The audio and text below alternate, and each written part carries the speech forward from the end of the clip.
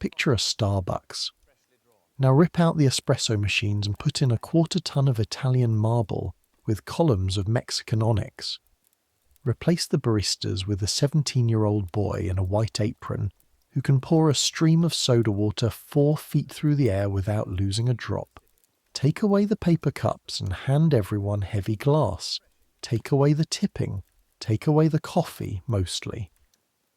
And upstairs, directly above the syrup pumps, put a licensed druggist grinding powders that could kill a horse, because this whole glittering palace of sweetness is, legally and actually, the front room of a pharmacy.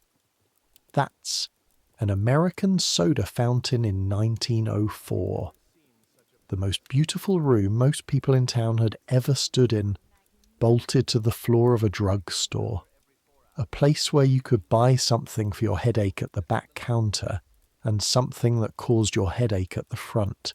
A place where the marble cost more than the building, where a nickel bought you 10 minutes of belonging, and where the man making your drink was called, with no insult intended, a jerk. We're going back there tonight. Not as tourists pressing our noses against the plate glass. We're going behind the counter. 1 year, 1 boy, 1 fountain in St. Louis, Missouri, in the loudest year that city ever had. Everything he would have seen, smelled, poured, spilled, and survived. One honest thing before we start, because you know I always tell you which is which. The fountain is real. The drinks are real. The prices are real. The marble and the acid and the World's Fair are all real and documented down to the nickel. The boy is not one boy. He's stitched together from 100 boys who stood behind 100 counters that year and never got their names written down anywhere. The rooms are true. The eyes I'm lending you are borrowed. So, I make these history stories, and honestly, I've given up trying to guess whether anyone actually sleeps to them, or whether you're all just weirdos who want to know what Coca-Cola tasted like the year after they took the cocaine out. No judgment. Either way, subscribe if you feel like it. Get comfortable. Here we go. Your hands are freezing and the marble is winning. It's 20 minutes to 6 in the morning, a Tuesday in April 1904, and you are dragging a damp chamois along 20 feet of white Italian marble in the dark, because the gas isn't lit yet and gas costs money, and Mr. Grieve can see a smear on this counter the way a hawk can see a mouse. The stone pulls the heat out of your palms through the cloth. Long strokes, always with the grain of the polish, corner to corner, and then you breathe on the surface and watch how the fog dies. If the fog dies even, the counter is clean. If it dies in patches, you start over. Marble doesn't lie. That's the first thing you learned in this room. Everything else in a drugstore can be argued with, not the marble. You start over. Behind you, upstairs, a floorboard creaks. That's Mr. Grieve, awake, which means you have maybe 30 minutes before he comes down in his black coat with his gold spectacles folded in his fist, and runs one finger along the counter and says nothing. The saying nothing is the whole test. In 8 months you have passed the test every morning but 2, and you still hear about those 2. Here's what you can lose so you understand the stakes of a smear on a counter. You make $4 a week. You sleep in a room above a harness shop 2 blocks over, and the room cost $1.25 of the 4. You eat your dinners standing up in the drugstore's back hall, and that's part of the wages too. There is a line of boys in this city, a literal line, boys who came in off farms the way you did, who would take this apron tomorrow for $3.50 and thank Mr. Grieve while they tied it on. St. Louis is the 4th biggest city in America this year, near 600,000 people, and it is about to throw the biggest party the world has ever seen, and absolutely none of it will notice or care if one more country boy gets sent back to Sedalia with his cardboard suitcase. So the counter gets polished right. You work the chamois down to the far end, where the marble meets the onyx. The fountain itself rises against the mirrored back wall like an altar, and that's not you being poetic, that's what the salesman called it. An altar of refreshment. 8 feet of counter apparatus and then the back bar climbing almost to the ceiling. Columns of banded Mexican onyx, honey-coloured, cut so thin the gaslight glows through them at night. Beveled French mirrors, nickel-plated spigots in a row like organ pipes, a marble top, a marble base, porcelain syrup pumps with silver domes, and up at the crown, an electric lamp with a red glass shade, because the fountain has electricity even though half the houses on this street do not. The whole apparatus came from a catalogue out of Chicago, from the Liquid Carbonic Company, and it cost Mr. Grieve $2,800. You've done that arithmetic lying in bed. $2,800 is 14 years of your wages. It is more than most of the houses in the neighbourhood you grew up in. It is a sum of money spent on the theory that beauty sells sugar water, and the terrifying thing, the thing you think about while you polish, is that the theory works. And when I say soda fountain, I need you to understand what that means in 1904, because it is not a machine and it is not a counter. It's the fanciest object for a mile in any direction. Farm families come downtown and stand in the doorway just to look at it. The onyx alone, the salesman said, took 4 months to come up from Mexico. Mr. Grieve repeats that to customers in a tone that suggests he carried it himself. You check the syrup pumps next. In order, left to right. The order printed on your bones by now. Vanilla, lemon, orange, strawberry, pineapple, sarsaparilla, ginger, grape, raspberry, chocolate in its own warmer, coffee syrup, rose, and wild cherry, second from the end, with the hairline crack running down its porcelain barrel like a grey hair. The crack Mr. Grieve has decided not to see for 4 months now, because a new pump costs $11. Every morning you prime that pump gently, half strokes, easing the syrup up the barrel because Walt says if you ever pump it hard on a cold morning, the whole thing will split like a dropped egg and cherry syrup will go everywhere, and the $11 will suddenly, magically come out of somebody's wages, and the somebody will not be Walt. You prime it gently. It holds. It always holds. You have started talking to it under your breath, the way your father used to talk to a lame horse. The smell of the room settles on you while you work, and it's a smell you will never find anywhere else on earth, because no other room is both of the things this room is. From the front half, vanilla, warm and fat. Crushed fruit going faintly ferment sweet in the crocks. The whetstone smell of marble under a damp cloth. The cold metal smell of the carbonator. And rolling in from the back half of the store, past the cigar case, over the prescription partition, iodoform and carbolic acid, camphor, licorice root, the bitter green dust of ground herbs, alcohol, beeswax, tallow. Sweetness laid over medicine like a sheet over furniture. Nobody who ever worked in a drugstore forgets that smell. 50 years from now, old men will walk past a candy shop and a hospital in the same block and go quiet and not know why. Under all of it, faintly, you. Yesterday's sweat in a wool shirt, glass-washing soap dried into the cracks of your knuckles, cherry syrup in the creases of your right hand that no scrubby ever fully gets out. Your right hand smells like cherries permanently now. The girls at church think it's funny. You have stopped minding. Welcome to Grieve's Pharmacy, Olive Street, St. Louis. April the 12th, 1904. 18 days before the World's Fair opens its gates, and the whole city is holding its breath, and you have glasses to wash. The key rattles in the front door at 6 sharp, and Walt Doheny lets himself in, whistling, hat on the back of his head, smelling of cold air and someone else's cigarette. Walt is 22, from Kerry Patch, the Irish neighbourhood north of downtown, and he is the head soda man, which means the fountain is his instrument, and you are the boy who tunes it. He has black hair with a wave in it that he maintains the way Mr. Grieve maintains the ledgers, and he is, by his own testimony, the second best soda man west of the Mississippi.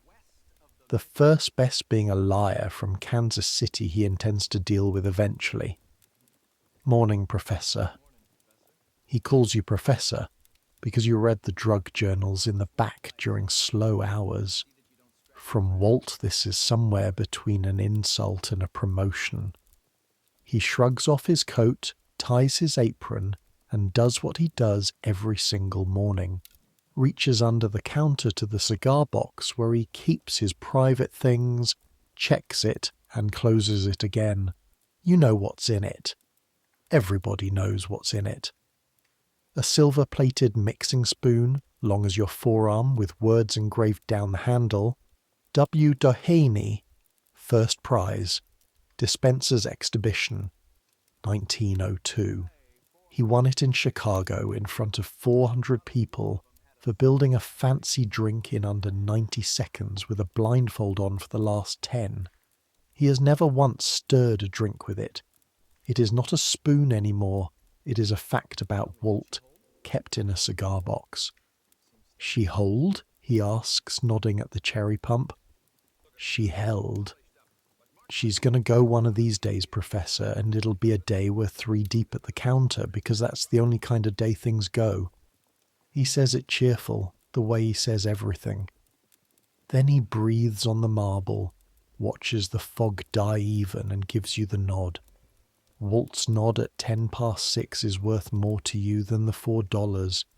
You'd never say that out loud. He knows it anyway. That's the trouble with Walt. He knows everything anyway. By 6:30 the gas is lit. The mirrors have doubled the room, and the marble has gone from grey to white to something that looks lit from inside.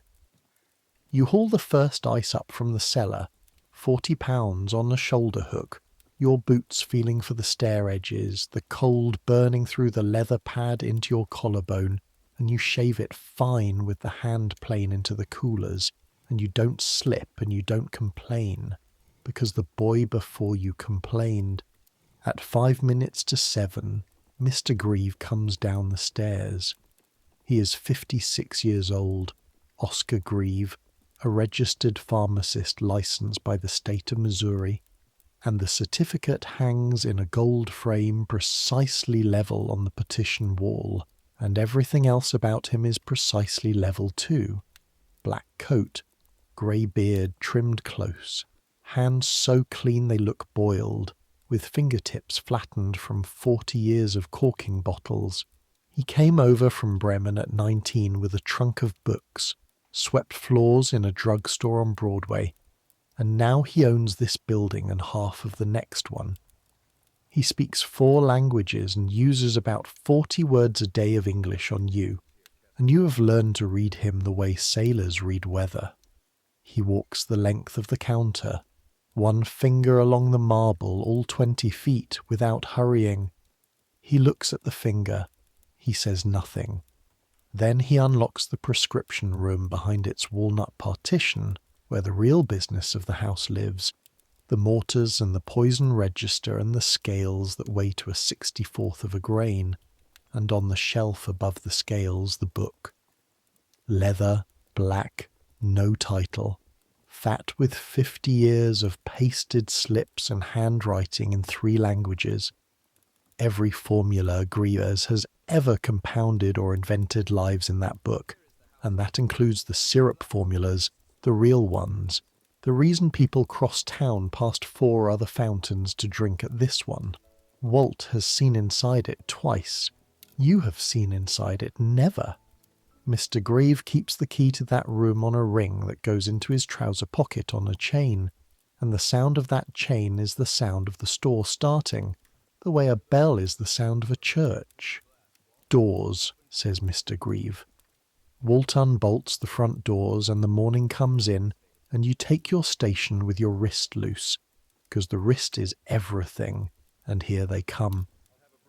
The first customer of every day is Herman Voss, the streetcar motorman, who is not related to Miss Voss, the school teacher, which has been carefully established by both parties in this room at some length. He takes his transfer punch out of his coat, lays it on the marble like a man laying down a pistol, and says, "Bromo, and don't be tender about it. Bromo seltzer, 5 cents. A headache powder, fizzing, blue bottle, sold across every fountain counter in America. You measure it into the glass, shoot the soda in hard so it seethes up angry, and he drinks it in one go while it's still fighting him, eyes shut, both hands on the counter. This is the other thing the fountain is. The thing the coffee palaces of your century mostly aren't. A dispensary with stools. Half the drinks on the wall started life as medicine and haven't entirely stopped. The phosphates are tonics. The celery drinks are for nerves. The beef bouillon in winter is for weakness. Coca-Cola itself came into the world in Atlanta back in 1886 as a headache and brain tonic, and there are men who drink it at this counter twice a day and would tell you with a straight face it is for their neuralgia. And this is the part people forget, so let me say it plainly. The soda fountain did not move into the drugstore. The soda fountain was born there. Carbonated water was medicine first. An English preacher named Joseph Priestley worked out how to force the fizz into water back in 1767, imitating the mineral springs. And for 100 years afterward, if you wanted charged water in America, you went to an apothecary, same as you'd go for quinine. Doctors prescribed it. The apparatus for making it was pharmacy equipment, as much as the scales and the pill tile.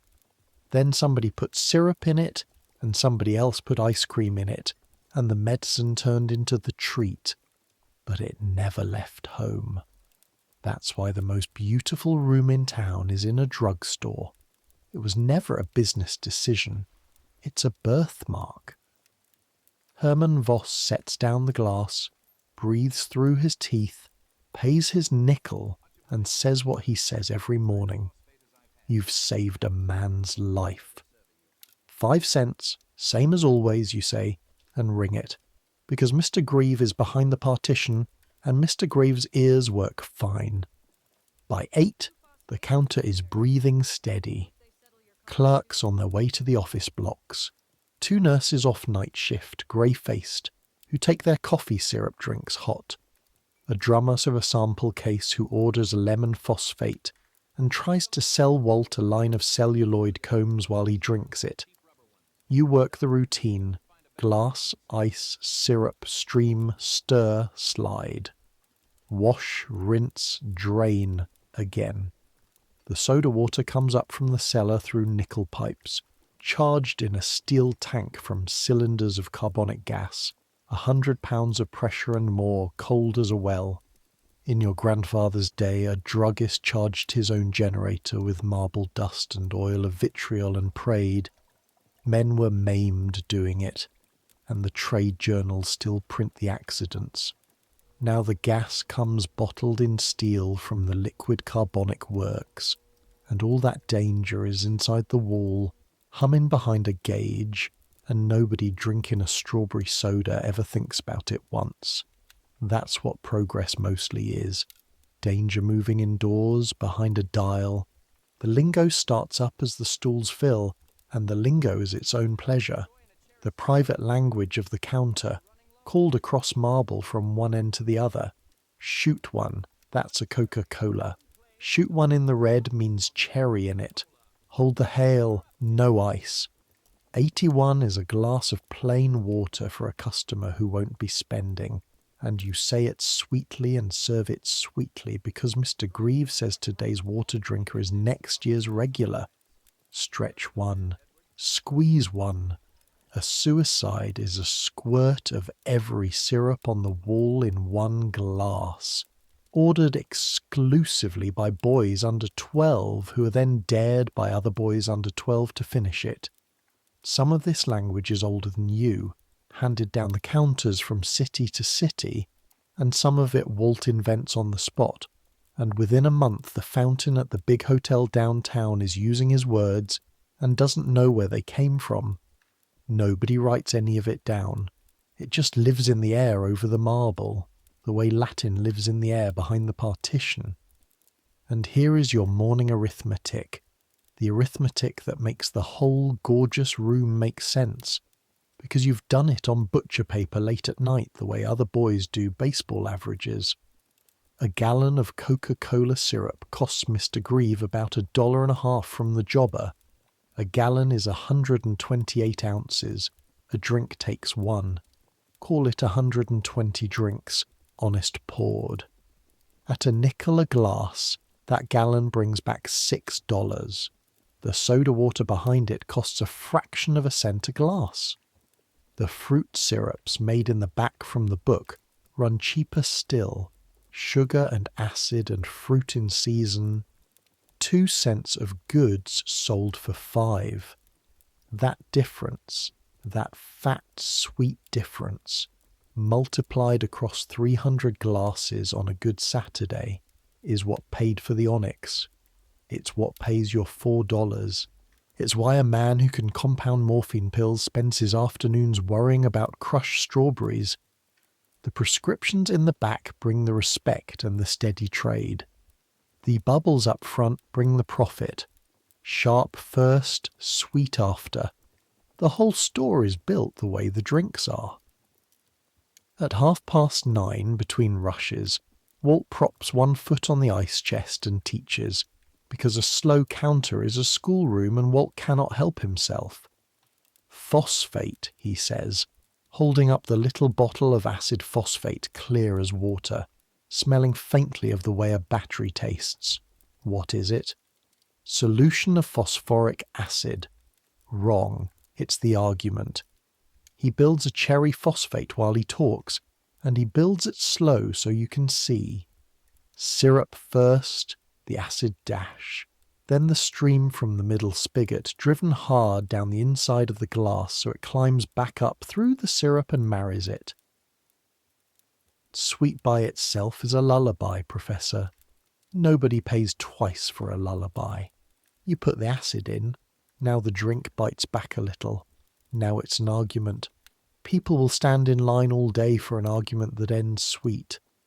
He slides the glass down the marble to nobody, walks after it, catches it at the far end without looking.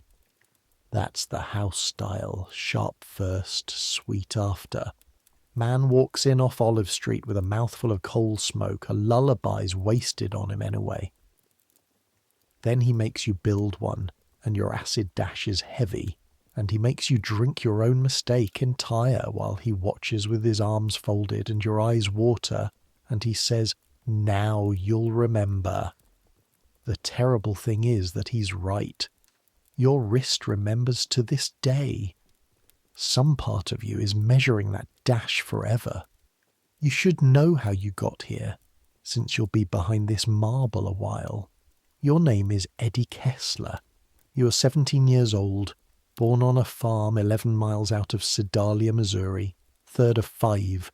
Your father worked 80 acres and coughed his lungs out by inches, and the farm is your uncle's now, and your mother and the little ones live in town with her sister, and the agreement, never spoken but iron, is that money goes home in an envelope on the 1st of every month. You came to St. Louis 14 months ago on the Missouri Pacific with a suitcase, a Bible you have not opened, and a name written on a scrap of paper. A cousin of a neighbour who was supposed to have work for you at a livery stable and did not. You have 2 things of your father's. The first is his watch, which doesn't run and lives in the suitcase. The second lives in your left shoe, under the insole folded in oilcloth, and it is a card. The family pledge, it says in curling letters, with a picture of a fountain, the water kind, the pure kind. I hereby solemnly promise, God helping me, to abstain from all distilled, fermented, and malt liquors, signed at a Sedalia camp meeting in 1881, in a young man's confident hand, August Kessler. Your father signed that card before you existed, and as far as you ever saw or heard in your whole life, he kept it. He kept nothing else. Not the farm, not his health, not his temper in August. He kept that. When you were small, you thought every man's shoe had a card in it. You have since been inside enough saloons on errands to know better, and you carry it the way other men carry a saint's medal, and you have never once told anybody it's there. Your foot knows. That's enough. The reason it matters, the reason it's more than a keepsake in this particular room, is a thing you didn't understand until you'd worked here a month. The room you work in is the other side of that card. Look out the front window. Directly across Olive Street stands Halloran's Exchange, gilt letters, swinging doors, brass rail, the sour beer smell reaching all the way across the cobbles on a warm morning. There are men in this city, respectable men in good coats, who will tell you the saloon is the workingman's club, and they're not lying. It's warm, it's lit, the lunch is free with a nickel beer, and there is nowhere else in a crowded city a poor man is allowed to simply sit. But a woman cannot walk through those doors and stay decent. Not in 1904, not on Olive Street. A child cannot. A man who signed a card cannot. For 30 years, the temperance women, the WCTU and the church societies have been pressing a hard question on this country. If you take the saloon away from people, what do you give them instead? Every human being needs a third place, something that isn't work and isn't home, somewhere with light and company and something in a glass. Shut the saloon and offer nothing, and all you've done is make the street colder. You're standing in the answer. That is what the fountain is, underneath the onyx and the cherry syrup. It is the saloon's respectable twin, the marble counter instead of the mahogany bar, the row of stools instead of the brass rail, the sandwich case instead of the free lunch, the soda man in his white apron instead of the bartender in his. A woman can sit here alone at 3 p.m. with her ankles crossed and her reputation whole. A child can spend his own nickel like a senator. A man who signed a card can have his glass and his argument and his 10 minutes of company, sharp first, sweet after, and walk out straight.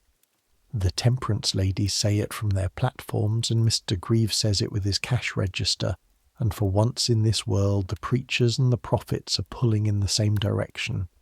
The fountain is what an American city looks like when it tries to keep the warmth and lose the whiskey. Your father never in his life stood in a room like this one. There wasn't one to stand in, not within reach of that farm. You think about that some mornings, priming the pumps. You're working the rail of the saloon he was promised and never got. Professor, Walt snapping his towel. Stools 3 and 4, and smile like it's not Tuesday. You smile like it's not Tuesday. Stools 3 and 4 are 2 ladies down from the milliner's with parcels, and they want ice cream sodas, chocolate and strawberry, and they want them slow, because the sodas are the intermission of their day, and not the point of it. The point of it is the talk. You build the sodas with a long spoon straw angled just so and set them down on paper doilies, and the ladies stop talking exactly as long as it takes you to leave, which is how you know the talk is good. From the far end of the counter you catch maybe 1 word in 10. Somebody's husband, somebody's lodger. The fair, the fair, the fair. Everything comes back around to the fair this spring, the way all water in a sink comes back around to the drain. At 11 the alley door bangs and Big Joe Pruitt comes down the passage sideways, which is the only way Big Joe fits down the passage, with a 100-pound block of ice in his tongs riding his leather-caped shoulder like it weighs nothing at all.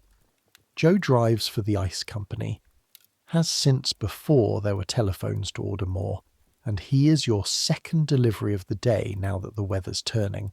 By July he'll be coming 4 times a day and hating every stare. He swings the block onto the cellar chute, steadies it, lets it go, and the whole building feels it land. "Getting warm early," he says, wiping his neck. He says it like other men say a storm's coming in off the river. For Joe, warm is the harvest and warm is the war, both at once. And now this fair. You know what they told my foreman? What they're fixing to use out there in one single day come summer?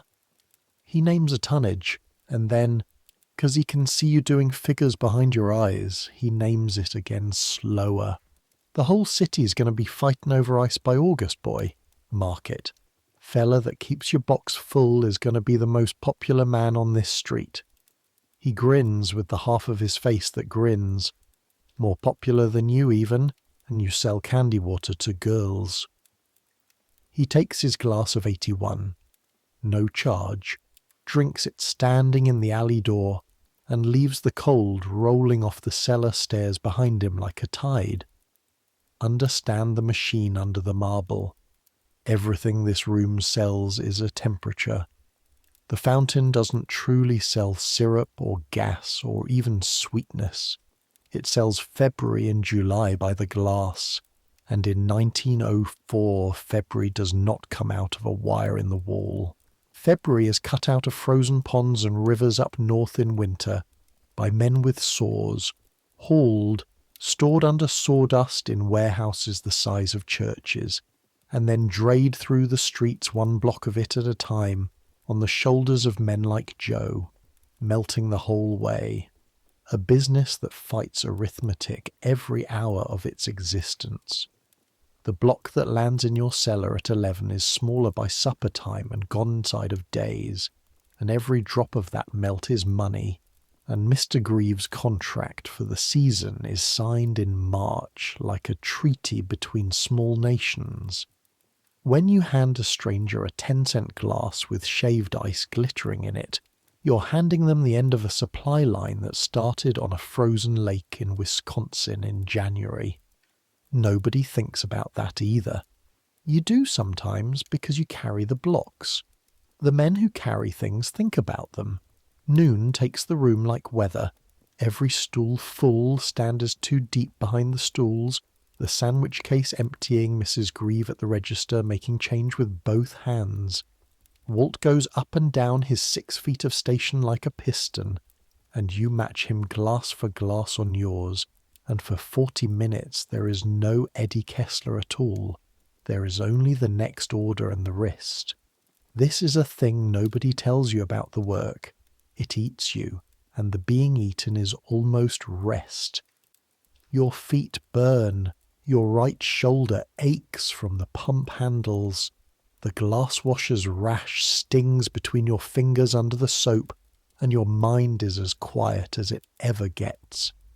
Then it's 1 o'clock, and the room exhales, and you eat your own dinner standing in the back hall, cold pork sandwich. 11 minutes, looking at the crates. 4 o'clock belongs to the Colonel. He comes in on the stroke, as he does every day but Sunday. A dry, upright old man with a white moustache kept to military trim, and a black coat gone green at the seams, and he takes the end stool by the window, which is his, and which the whole street somehow knows is his, because it is empty at 4 even when the counter is jammed. Colonel Amos Tibbets, of Georgia originally, of a boarding house on Pine Street currently. What he was colonel of exactly is a question you asked exactly once, and Walt stepped on your foot, and the colonel looked out the window and said, "Artillery," in a voice that closed the subject like a door. That was 40 years ago, whatever it was. He has been drinking at this counter since before you were born. Since before this fountain was this fountain. "Shoot me one, son," he says, "and don't drown it." A Coca-Cola, light ice. Except the colonel doesn't call it Coca-Cola, and neither does half the South he carried up here with him. He calls it dope. A dope and a donut. One more dope, then I'm for home. The name's older than polite company likes to remember. The stuff arrived in the drugstores with a whisper of coca leaf genuinely in it, a nickel's worth of lift in every glass, and the whisper made the nickname, and the nickname outlived the whisper. Because here's the quiet fact of the matter, and it's fresh news the year you're standing here. The company has lately taken the cocaine out. About a year back, near as the trade can tell, they went to spent leaves, flavour without the lift, though they'd never print a word about it either way. The men at the counter still swear their 3 o'clock dope does what it used to do. Maybe habit does it. Maybe the sugar and the caffeine were most of the sermon all along. Asa Candler, the Atlanta druggist who bought the whole business for a few $1,000s back before it was anything, is becoming one of the richest men in the South selling it for a nickel. A nickel everywhere, a nickel forever, and the colonel would drink it if it were a dime, and would tell you so, and would mean it. He pays the way he always pays. He lays a nickel on the marble, and the nickel as a hole punched clean through Liberty's head. The first week you worked here, you took that nickel and dropped it in the drawer, and the colonel said nothing at all, and Walt had to chase the coin out of the till after close and run it 2 blocks up Pine Street in the dark. Because you don't keep the colonel's nickel. That is the whole of the rule, and nobody knows the whole of the reason. It was his boys, is as much as Walt has ever gotten. A son, a whole nickel worn on a string, a fever, a war with Spain, some arrangement of those facts that no one is fool enough to ask him to put in order. The colonel pays with it, because a man pays his way, and the house hands it back in his change because some money isn't money. He's bought 4,000 drinks with that nickel. It has never once left this block. You make his change, the whole nickel on top. He drops it back in his vest pocket without looking at it, the way you check a watch you already trust. "You pull a fair dope, son," he says, which from the colonel is a citation for valour. Then, looking not at you, but at the window, at Halloran's across the way with its doors swinging. My daddy drank his pay in a room like that one. I've took my refreshment in this one for 30 years, standing off that one. A pause. 30 years, the same argument. Every afternoon at 4. He taps the glass. This is the only saloon that ever made a man's hand steadier.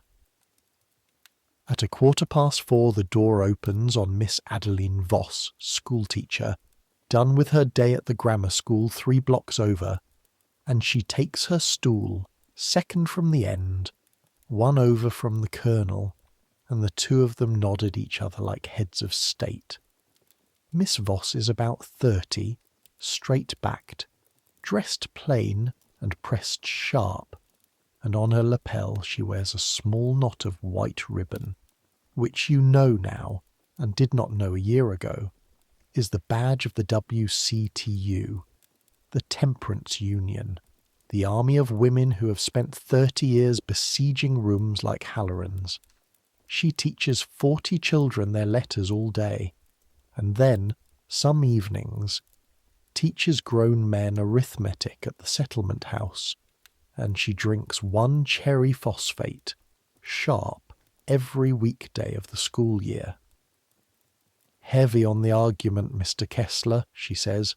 "She got your name off Walt in her first week and has used it ever since. And you would be lying if you said being Mr. Kessler at 4:15 wasn't part of your wages.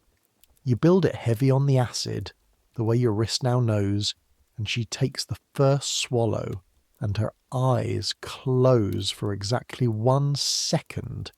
One school teacher second of being nobody's example, and then they open again and she is Miss Voss again. She and the Colonel will now disagree about everything on earth for 20 minutes. Georgia against Illinois, chapel against church, and both of them will privately look forward to it all day tomorrow, her white ribbon 3 feet from his glass of dope. The fountain holds them both, the way the marble holds the cold. That's the counter by daylight. Hold those 4 in your mind because you'll be seeing them all year. Joe with his tongs, the Colonel with his nickel, Miss Voss with her ribbon, Walt with his spoon in its cigar box. Her room is just its regulars, wearing it smooth in their own places, the way water wears stone.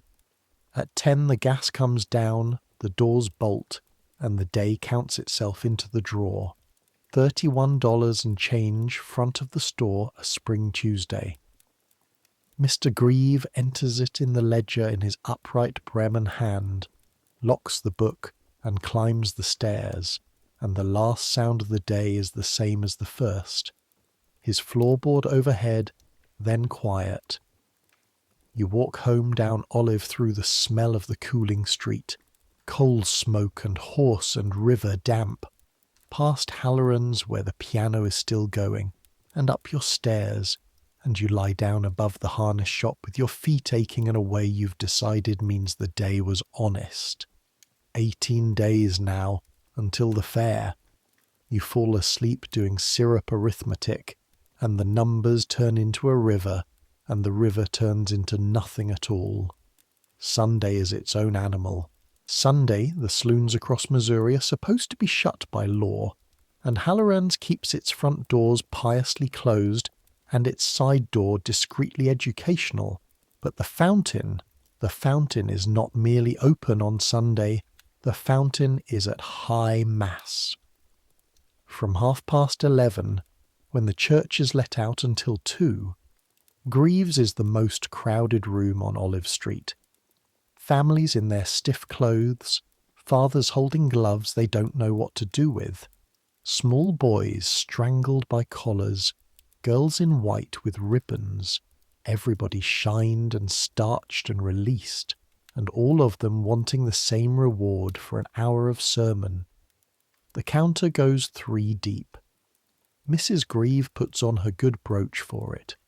Even Mr. Greve comes out from behind the partition on Sunday, stands at the cigar case with his hands behind his back, and permits the room to be looked over like a captain on a quarter-deck.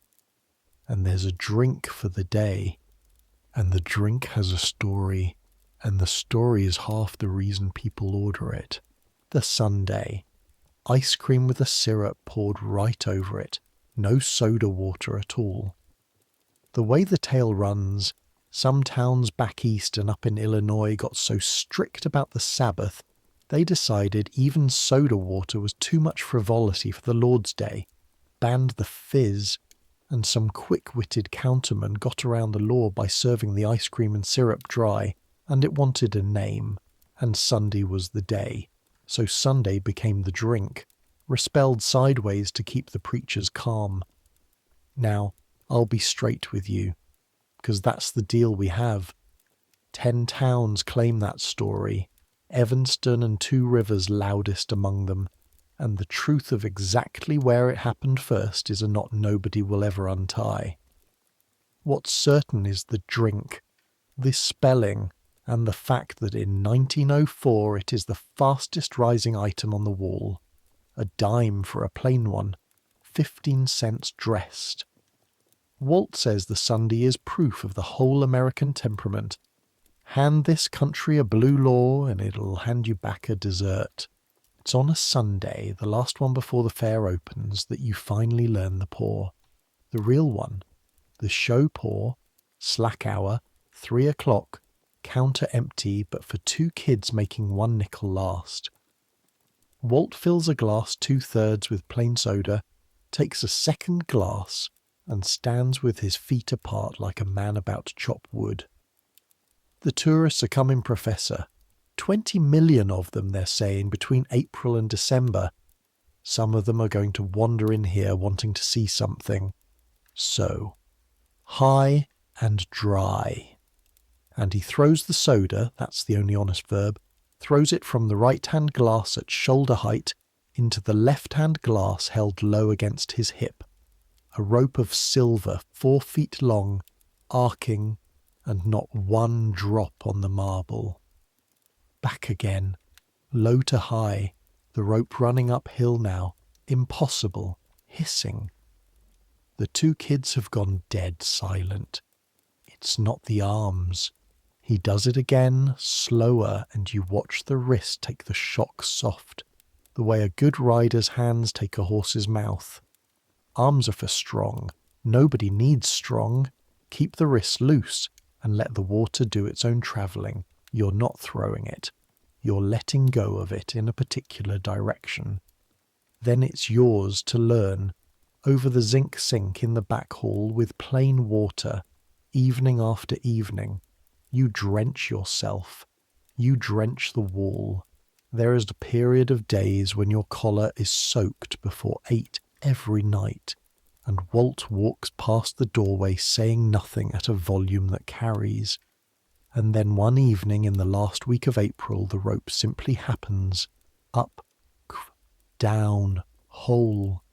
The glass catching it with a gulp like a satisfied animal. And nobody sees it but you and the zinc sink, and you stand there with your heart going like you've stolen something. Why does it matter? A man throwing sugar water at himself because the fountain is a stage. That's the last piece of what this room is, along with the pharmacy and the temperance hall. It's the theatre the price of admission is a nickel to. The jerk, and that's where the word comes from. The jerking of those tall spigot handles, back for coarse stream, forward for fine, is the only performer most people in this neighbourhood will watch this month. When Walt builds a fancy drink for a girl at the counter, the glass held high, the syrup ribboned, the soda roped through the air, the last flourish of the spoon spun and caught, he is doing for her, for a nickel, what the fair out west of town is about to spend $50 million trying to do for the world, making the ordinary look like it escaped from somewhere better. Monday brings the errand that shows you the city's whole hand at once. A crate is sitting at the Union Station freight rooms. 5 gross of new glassware out of Wheeling, and Mr. Grieve wants it before the fair crowds swallow every dray in town, and so you're given car fare, the freight bill, and a warning about signing for broken goods, and you're out the door into downtown with your coat brushed. You ride the Olive Street car west with the transfer in your hatband like the regulars do. The city grinds past the open window, and I need you to hear what a city sounds like the year before the automobile has properly arrived, because it is not quiet whatever they tell you about the time before engines. Iron tyres on granite cobbles, a sound like the world's longest coal chute. The flat bells of the streetcars struck with a heel plunger, angry every 8 seconds. 4,000 freight horses, and every one of them shod, and every shoe on stone. Newsboys crying the Post-Dispatch and the Globe Democrat against each other on the same corner like rival preachers, and over it all from the west, when the wind is right, hammering. 1,200 acres of hammering out in Forest Park where they're nailing together the summer. Then Market Street opens out, and there it is, and even hurrying, even with a freight bill in your fist, you stop. Everybody stops. It's that kind of building. Union Station, 10 years old this fall, opened the 1st of September, 1894, and already handling more trains in a day than any other station in the country. Some say the world. It doesn't look like a railroad station. It looks like a Rhine castle that ate one. Grey Bedford limestone, a roofline of towers and cones, And the clock tower going up 280 feet with a face on it you can read from 6 blocks. Behind the castle part stretches the train shed, and the train shed is the true monster. A single roof of iron and glass 600 feet wide, covering 30-some tracks side by side. The largest roof of its kind anywhere. A sky you can stand under while 11 trains breathe in and out at once. Your grandfather hauled wheat to a depot that was 1 plank platform and a stove. This was built inside your own lifetime, opened when you were 7. That's how fast the country's moving. That fast, and you're standing in it. Inside, the grand hall is all gold leaf and green tile, and a 65-foot barrel ceiling, and under it, this particular spring, is every kind of human being the planet manufactures. Fair-bound families from Ohio sitting on wicker trunks. Railroad men moving like they own the floor, because they do. A cluster of dark-suited foreigners around a guide holding up an umbrella. Japanese, someone says. Come for their pavilion at the exposition. Women in travel dusters. Soldiers.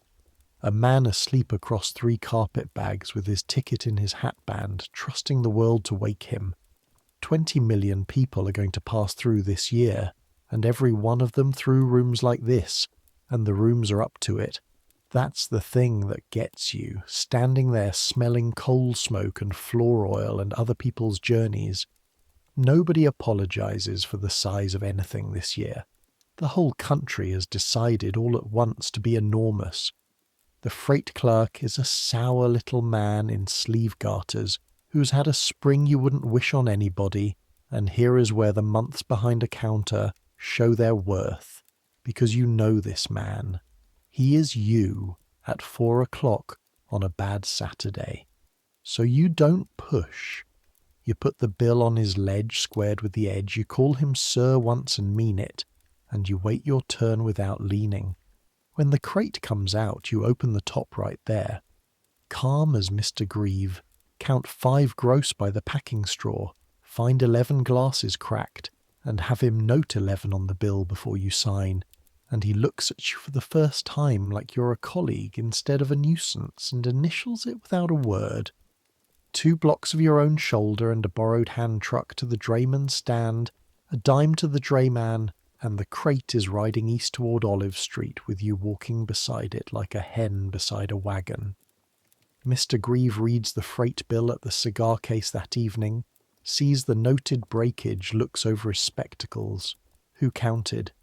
I did, sir, before signing. A silence of a certain quality. He puts the bill on the spindle. Tuesday, he says, you will take the syrup orders from the jobber's man yourself. That's all. He goes back behind the partition.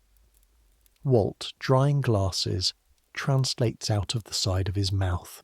Field promotion, Professor, try not to salute. And on the Friday of that week, the last Friday of April, a girl comes in out of a rain shower and takes the stool at the quiet end and asks you what's good, and the entire English language, which you've been speaking without incident for 17 years, leaves the building. Cora Lindqvist, 16, from the dry goods store across and down, where she stands all day measuring ribbon and being lied to about what things cost elsewhere.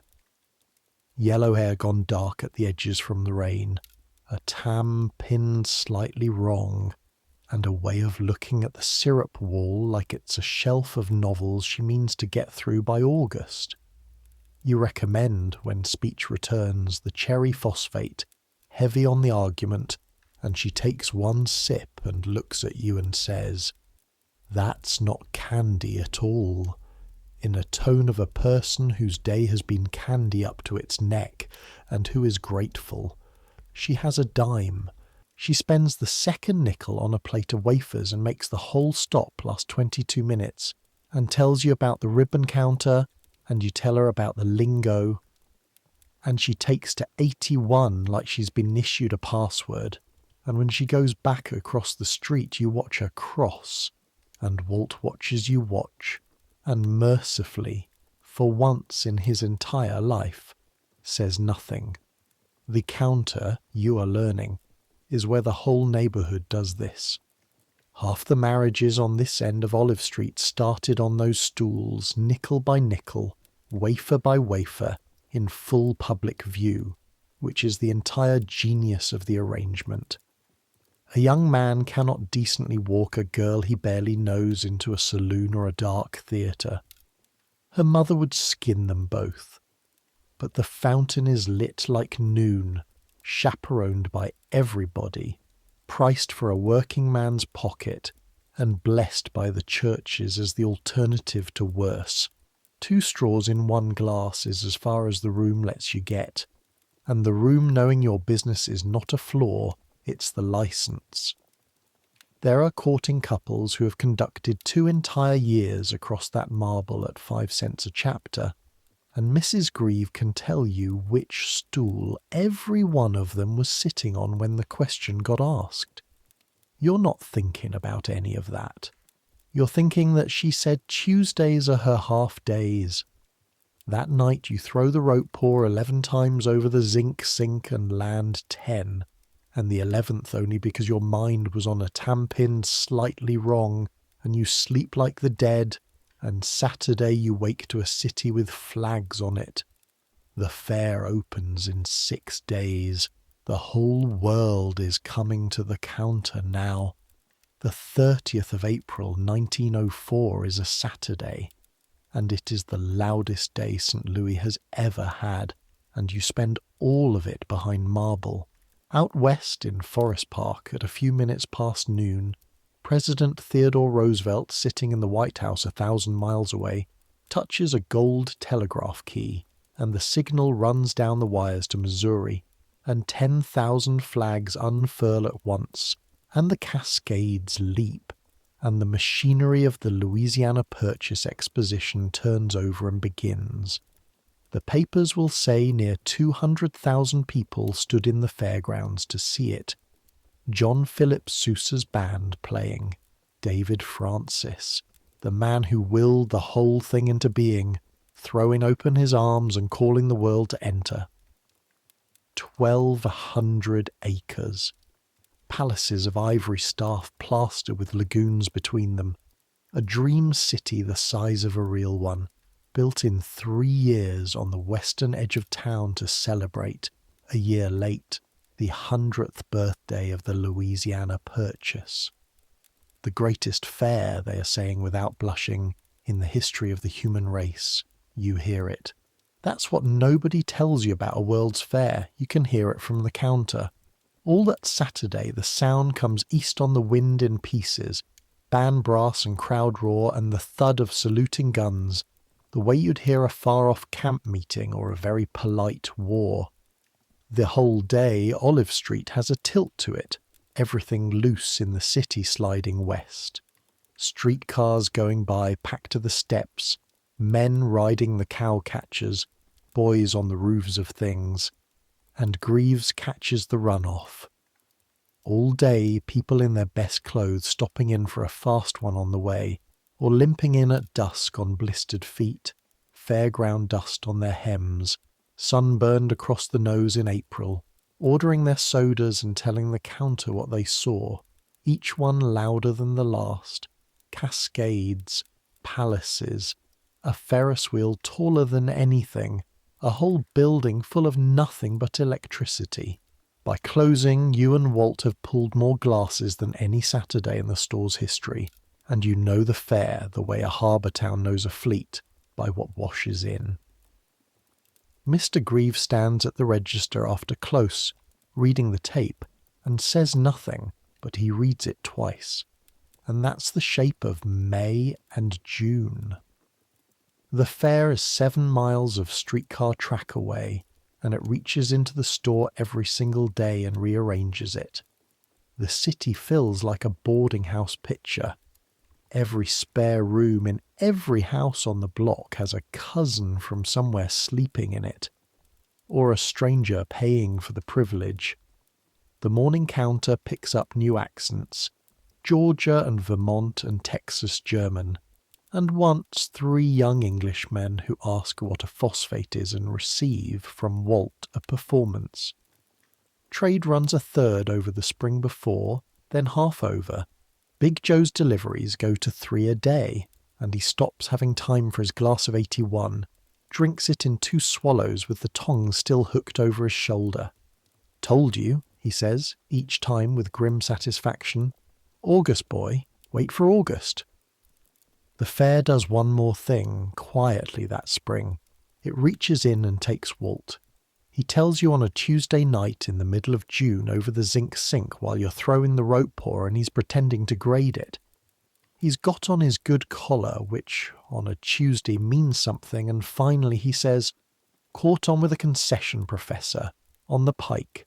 Soda and fancy drinks. 40 feet of counter. 6 men jerking at once." The pike. The fair's mile of amusements. It's midway, the honky-tonk spine of the dream city, where the money moves fastest and nobody's mother is watching. 12 a week and keep of my station. 12, Eddie. He's not looking at you. 6 months.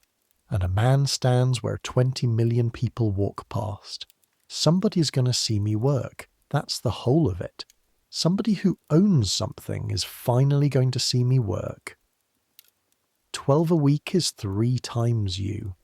You'd resent it if it were resentable, but it isn't. It's Walt, whose wave in his hair is a ledger, whose spoon lives in a cigar box because a fact needs a reliquary, and who has been the second best soda man west of the Mississippi for 3 years, in a room where nobody who owns anything ever comes. He works out the week.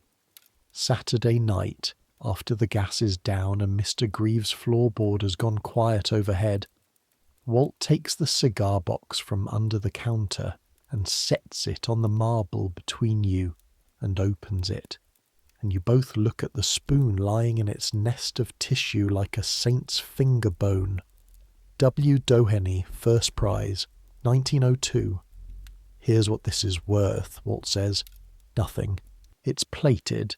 It'd fetch maybe $1 melted, and the man who beat everybody in Chicago in 90 seconds blindfolded is worth exactly what his last drink was worth. Same as you, same as every jerk that ever tied an apron. That's the trade, Professor. No pension in it, no name in the paper, nothing but the wrist, and the wrist goes." He turns the spoon once in the tissue, doesn't take it out. "So it stays here. It lives under this counter, in this box, and it belongs to whoever's teaching. That's what I won it for. I just didn't know it at the time." He closes the lid and slides the box 6 inches, which is all the distance there is between his station and yours, and it's yours. "There's a kid coming Monday. Swedish family off Cherokee Street, 15, hands like a puppy's feet. Mr. Grieve hired him yesterday." Walt puts on his hat, tips it to the fountain, the whole glowing altar of it, the onyx going amber in the last low gas. Teach him the acid dash first. Make him drink his mistakes. And the door, and the street sounds coming in and cut off and gone. You stand a while in the half-dark with your hand flat on the cigar box, and above you Mr. Greaves' floorboard creaks once, like the building itself turning over a page. The kid comes Monday. Frank Olson, 15, tall as you and half as heavy, white blonde, ears like jug handles. So nervous the first morning as he takes a water glass out of the rinse and polishes it until you physically remove it from his hands. His father is a stonecutter. His mother sent him to work in a collar so starched it has raised a line under his jaw. He calls you sir until you make him stop, and then he calls you Eddie with the careful pronunciation of a boy handling something borrowed. And here's what nobody warns you about. Teaching is a mirror with a year's delay in it. Everything Frank does wrong is a thing you did wrong 10 months ago. And watching him do it is like watching yourself through a window. He pumps the syrup too hard. You hear Walt's voice come out of your own mouth, gently, gently. She's not a well handle. He drowns his first phosphate, and you make him drink it.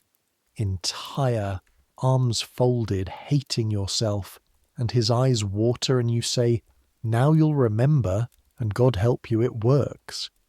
He breaks 4 glasses his first week, and you dock nothing and say nothing to Mr. Grieve, because somebody once said nothing about 11 cracked glasses signed for at a freight window.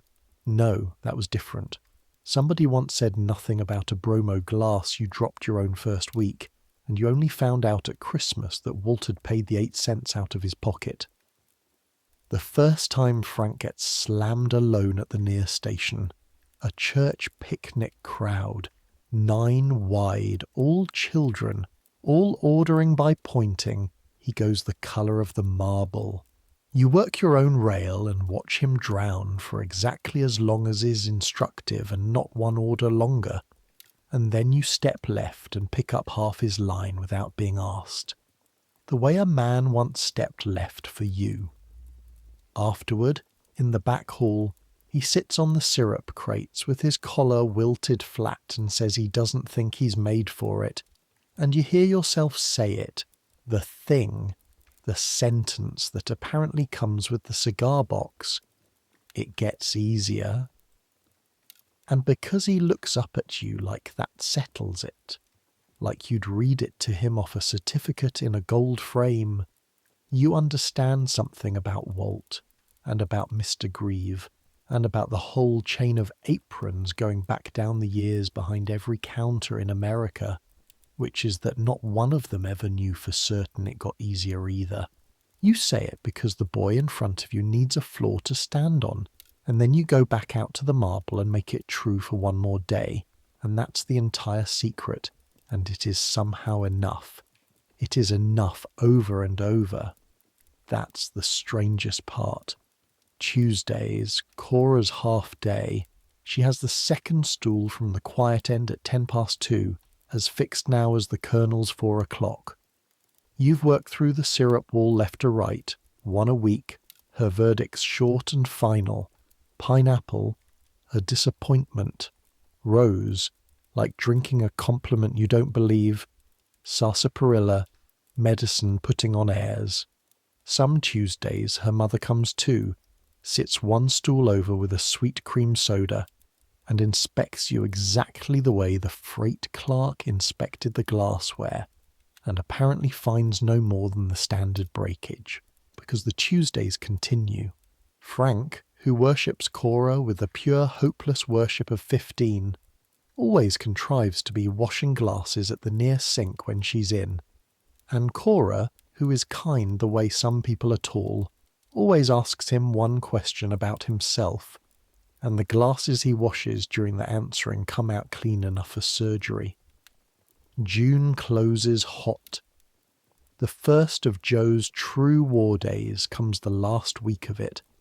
94 degrees and the ice wagon running late, and you watch the level in the cooler the way a ship's engineer watches a pressure gauge, and it holds barely. That night Mr. Grieve stands a long time at the front door with his hands behind his back, looking at the sky over the roofline the way farmers look at it. "Kessler," he says, "in July we will see what this fountain is." He's right, but it's not the fountain that gets seen. July in St. Louis is a fact you live inside. The heat comes up off the river valley and sits down on the city like a wet dog on a small porch, and it does not get up again for weeks. 90 in the morning some days. The air so thick with damp that the marble sweats, actually sweats beads standing on the counter that you wipe on the quarter hour. Horses go down in the streets in the worst of it, and the wagons pull around them, and men stand in the shade of awnings not talking.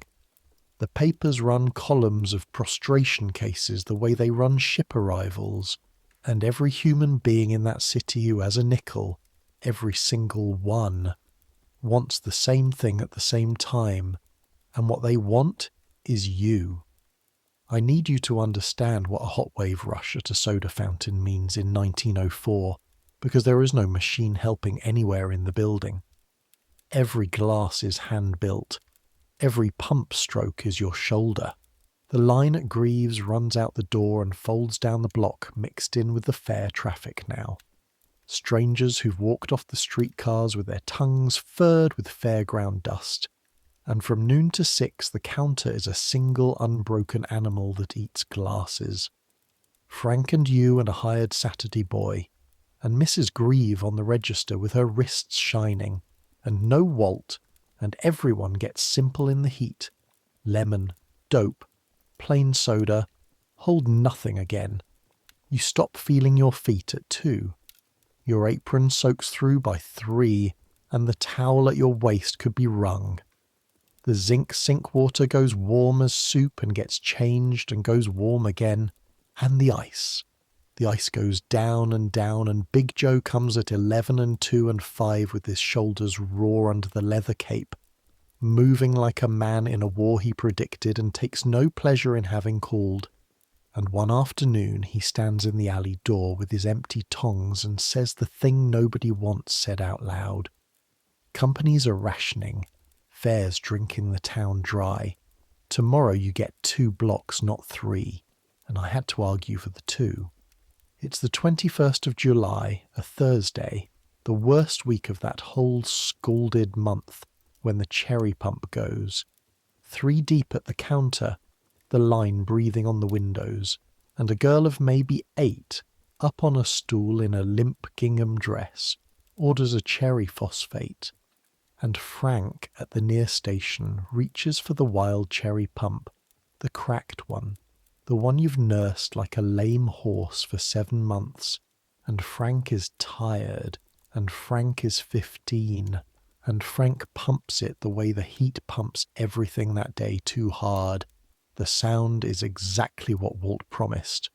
A dropped egg, magnified.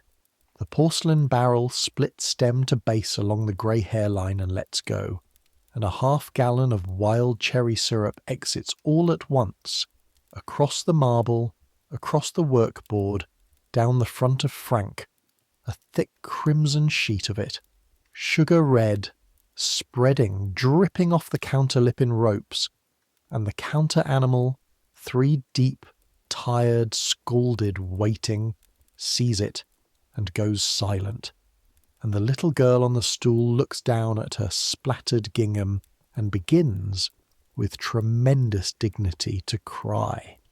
Half a second.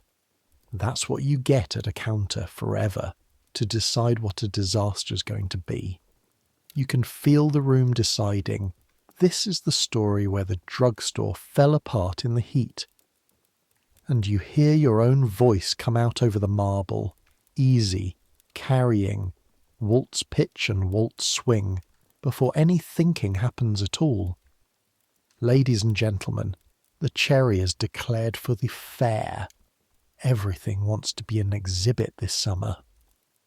The room laughs. The whole line, 3 deep, laughs, the way heat-stunned people will if you give them the door out. And your hands are already moving, and this is the part of you those counter-months built without asking.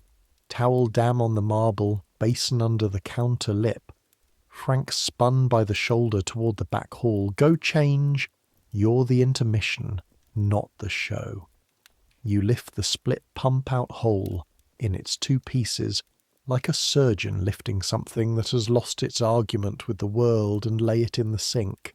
And then, because a cherry phosphate has been ordered and a cherry phosphate is owed, you take down the stone crock of reserve syrup from the shelf, no pump for it, nothing but a ladle, and you build the little girl's drink with the ladle held high, a long red ribbon down through the air into the glass, the rope pour, your first ever before an audience, and the silver stream of the soda after it, and you set it in front of her with a wafer on the saucer that nobody's paying for, and you say, on the house, sustained in committee.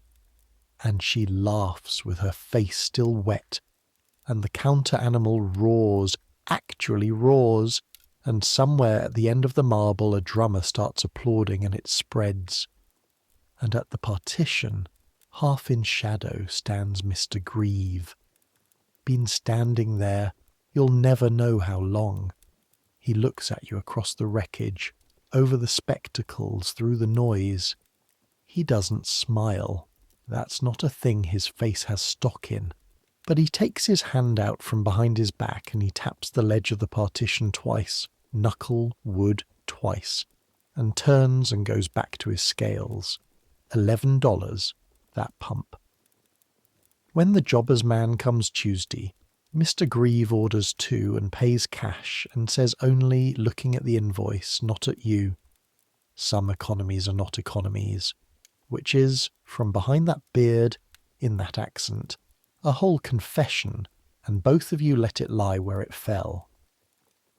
But July isn't done. July has one more thing to show you, and it isn't about syrup.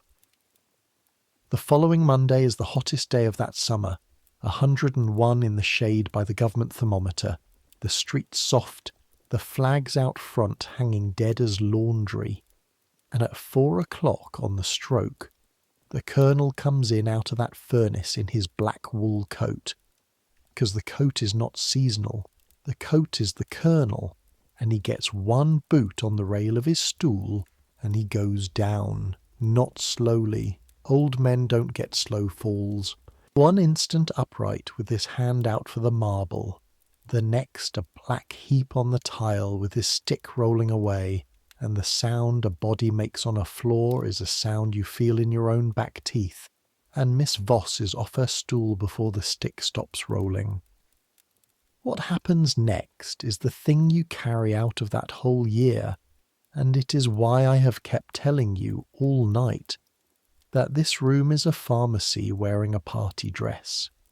Because the counter-animal panics, somebody's shouting for water, somebody's fanning with a hat, and through it comes Mr. Grieve, out from behind the partition at a speed you did not know the man contained, down on one knee on the tile with his boiled clean fingers already at the colonel's collar, opening it at his wrist, at his watch. Kessler, ammonia spirits, second shelf, the aromatic. Frank, the door wide, and clear these people back. The little bottle is in your hand and down to him in 10 seconds. You know that shelf blind, and the sharp hartshorn reek cuts through the heat like a knife through wax, and the colonel's face, grey as tallow, pulls together around it, and his eyes come open, furious, which is how you know he's alive. Mr. Grieve has his wrist the whole time, counting, calm as arithmetic. Ice from the fountain well in a towel at the neck, at the temples, the fountain's whole cold heart pressed to an old man's throat. "Not a stroke," Mr. Grieve says quietly to Miss Voss, in the tone he uses for measured things. "The heat and the coat, and I would judge no dinner to speak of. He will be very angry in a few minutes. That is a good sign." They carry him, you and Frank under his shoulders, into the back room where it's dim and the stone floor holds last winter, and Miss Voss stays by him fanning. 30 years of temperance and a Confederate artilleryman's hand held tight in both of hers, and nobody in that room finds it strange, and neither do you. The doctor comes from up the block, listens, agrees, prescribes broth, shade, and scents.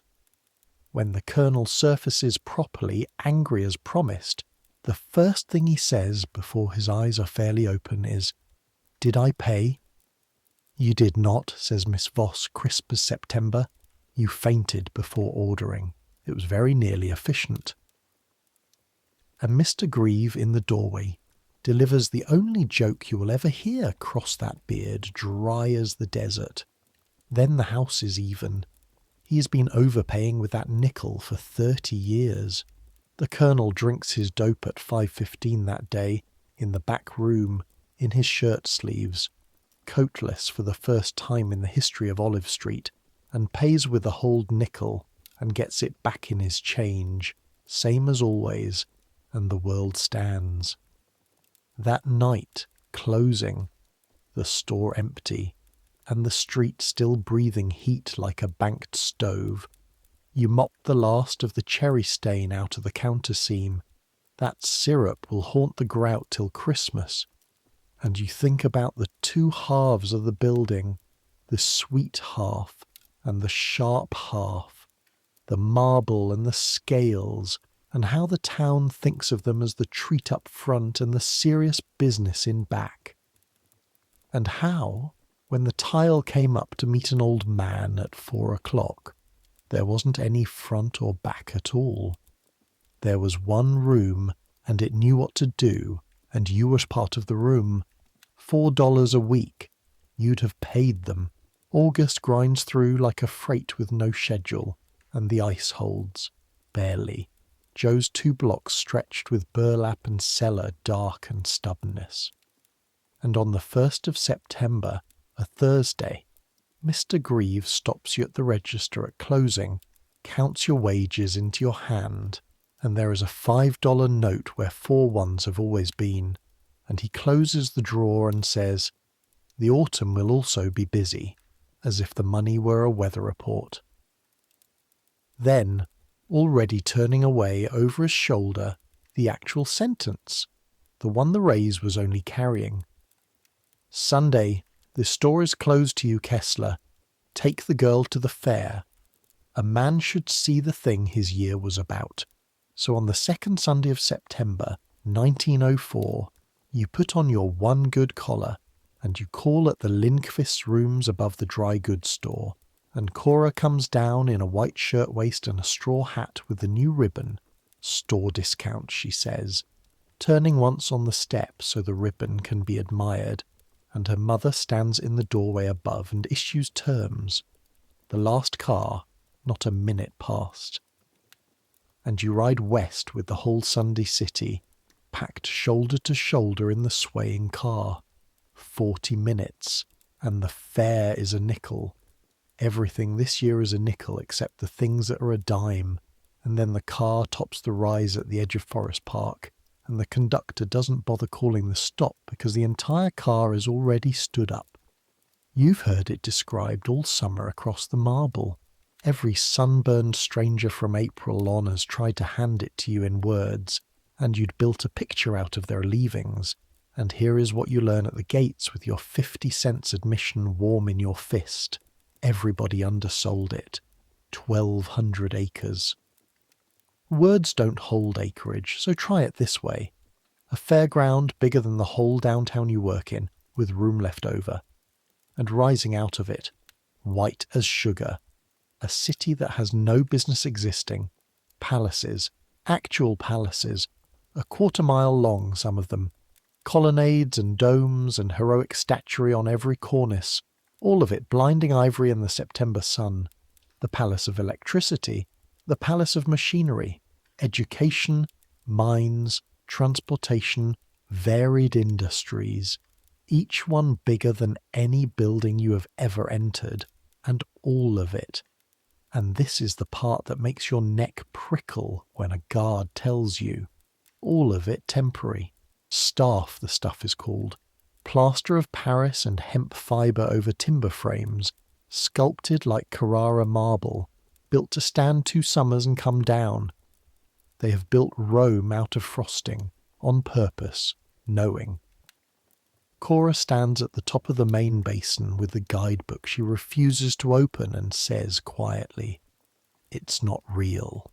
And she doesn't mean it the way it sounds.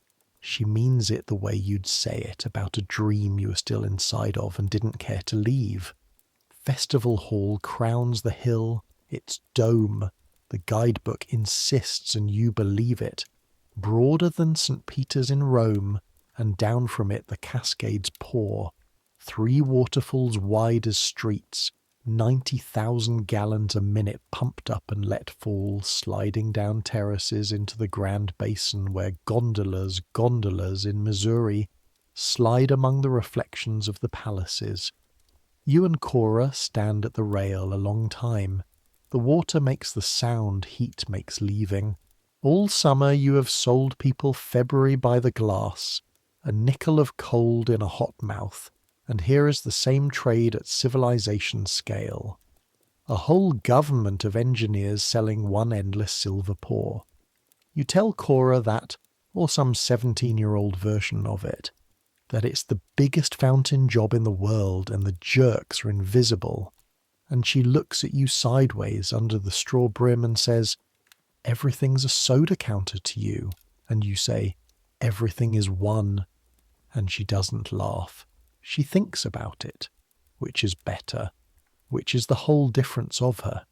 And then, because your feet are yours and it's her day too, you go where every honest visitor goes, and few of the sermons admit, the Pike. A mile of it. The fair's midway, its loud street, its appetite, mock Jerusalem and mock Alps, a Boer War reenacted twice daily with actual veterans of both sides, Hagenbeck's animals, infant incubators with real infants, barkers on barrels, brass bands fighting each other across the roadway like the newsboys fight on Olive Street. The crowd here isn't strolling the way it strolls the palaces, it churns. And 40 feet of it, between a Tyrolean restaurant and a scenic railway, is a soda and fancy drinks concession with 6 men working marble in white aprons. And the fastest of the 6, the one the line watches, glass held high, rope of silver arsing shoulder to hip, is a black-haired man with a wave in his hair, and Cor sees him before you do and grabs your sleeve. You wait through the line like anybody. When Walt looks up and finds you, he doesn't wave. He sends a soda 4 feet through the air behind his own back, catches it low without looking, and slides it to a fat man from Ohio who nearly falls off his feet, and the line applauds, and that was the wave. He gets his relief man to hold the station and comes round the end of the counter, and he looks up close like a rich man's watch that's being wound twice a day. Bright, kept, and running hot. Thinner. A cough he waves off as pike dust. 12 a week and a cot behind the freezer shed, 7 days because the fair doesn't keep the Sabbath, whatever the sermons back east say about it. Professor, and Miss Lindqvist, who is too sensible for present company. He builds you both his own invention, off the published menu, a thing with crushed fruit and a phosphate bite and a float of creamy ribbons on with the glass held above his head, showing off exactly as hard for 2 kids from Olive Street as he shows for the 20 million harder. And while you drink it, he talks, fast, bright, about the men who've stopped at his counter. A railroad director, a theatre manager from New York who left a card. John Philip Sousa, he swears, drank a lemon phosphate standing right where Cora's standing, pronounced it capital, and marched off 60 strong. "Somebody's going to see me, Eddie," he says, same words as June, and around you the pike roars and churns and spends, and for the first time the sentence has a hole in it you can hear the wind through. 20 million people walking past is not the same as one person looking. You're 17, and you can't say that. Don't have the words yet. Just the cold spot where the words will be. So you shake his hand, and Cora, who does have the words and the sense not to use them, kisses his cheek instead, and Walt goes back to his 40 feet like a man remounting. 2 stalls down, you buy the thing the whole year will be remembered for, though nobody there knows it yet. A waffle rolled while it's hot into a cone, a scoop of ice cream pressed into its mouth, and you eat the dish, and the dish is the treat. All along the Pike and the fair streets they're selling them, cornucopias, World's Fair horns, the vendors call them everything. The tale that will outlive every palace on these grounds says it was born right here, this summer. An ice cream stand ran dry of clean serving dishes in the crush. and the waffle man next door, a Syrian fellow named Hamwi in the most told version, rolled his wares into cones to save his neighbour's trade, and necessity had a baby in public, and every stand for a mile copied it inside a month. I'll deal with you honestly, as always. There's an ice cream man in New York with a patent on a moulded cup from last year, 1903, and a half-dozen pike vendors who'll claim the idea till their dying breath. And the sober truth is that the cone, like the sundae, has more fathers than can fit in the record. Where the record does speak plain is here. 50 million cones a summer will be selling within a few years, and every one of them traces its family story back to this dusty mile, this summer, this crush. You know none of that. You know Cora is laughing because the ice cream is trying to escape out the bottom point, and that a food you can walk with means nobody has to give the dishes back, and some future part of your brain quietly files that. A counter with no glasses to wash. It sounds like heaven. It will turn out to be the puzzle piece that unmakes your whole trade. But that's a later chapter, and the sun is out, and her hand is in the crook of your arm. And then, at 5, with the light going long, you spend your last quarter each, and you do the thing you came for. You ride the wheel. The observation wheel stands over the pike end of the grounds like the axle of the sky. It is the great wheel, the original, the one George Ferris built to answer the Eiffel Tower at Chicago's fair in 1893. Taken down after, sold, hauled here in pieces on 170-some railroad cars, and raised again for one last summer. 264 feet at the crown. 36 cars hung on it, and each car the size of a streetcar, 60 souls with room to walk about, a conductor in each one, a wheel with a crew. You and Cora stand at the glass as it breathes upward, stopping and starting as the cars load below, and the fare drops away in shelves. And there it is, the whole year laid out flat, the white city first, the palaces going pink gold in the low sun, the cascades a stitch of silver, the basins gondolas like water beetles, then the pike directly below, a trench of noise gone suddenly silent through glass, waltz 40 feet of marble somewhere in it, too small to find. Then the real city, eastward, the grid of it, the smoke of it, downtown's towers, the clock tower of Union Station you signed a freight bill under, and out at the edge of sight the river, the brown god of the whole valley, hauling its barges exactly as if nothing were happening. Somewhere in that eastward haze is a strip of Olive Street, a plate glass window, 20 feet of marble you have wiped so many times your hands could find their way there out of this sky. From up here it is nothing, it is less than a splinter. 600,000 people below you, 20 million passing through, and your whole world, the pumps, the crock, the cigar box, the hold nickel, the 4 o'clock stool would fit under a fingernail of this view. Cora is quiet beside you, her shoulder just touching yours. 60 strangers murmuring at the glass. Here's what you decide at 264 feet, 17 years old, with the light going gold. It's not sad. That's what you decide. The splinter of a splinter, the counter too small to see, that is where the Colonel came back from the dead at 4 o'clock, where Miss Voss puts down her white ribbon armour for one swallow every day at 4:15, where a stonecutter's boy is learning out loud that it gets easier, where an old German keeps 50 years of formulas locked in leather because exactness is a kind of love. The fair below you is the biggest thing your century will build, and it is made out of frosting, and it comes down in December. The splinter is made out of marble. The splinter is bolted to the floor of a pharmacy, and it will still be pulling its nickel arguments, sharp first, sweet after, when every palace in this view is hauled away for scrap plaster.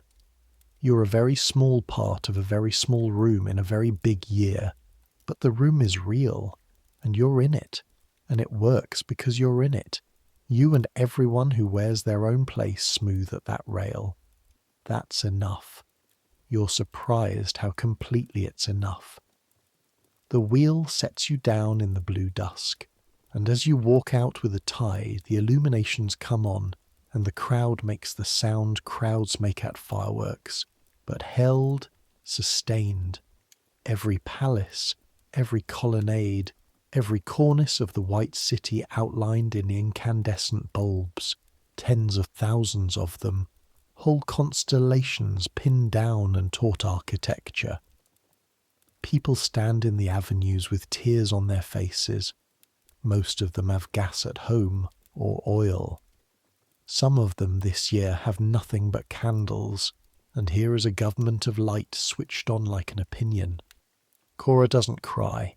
She looks at it a long, level time, and then she says the wisest thing anybody says all year, better than the Colonel, better than Walt's whole shining patter, and she says it in a ribbon clerk's arithmetic.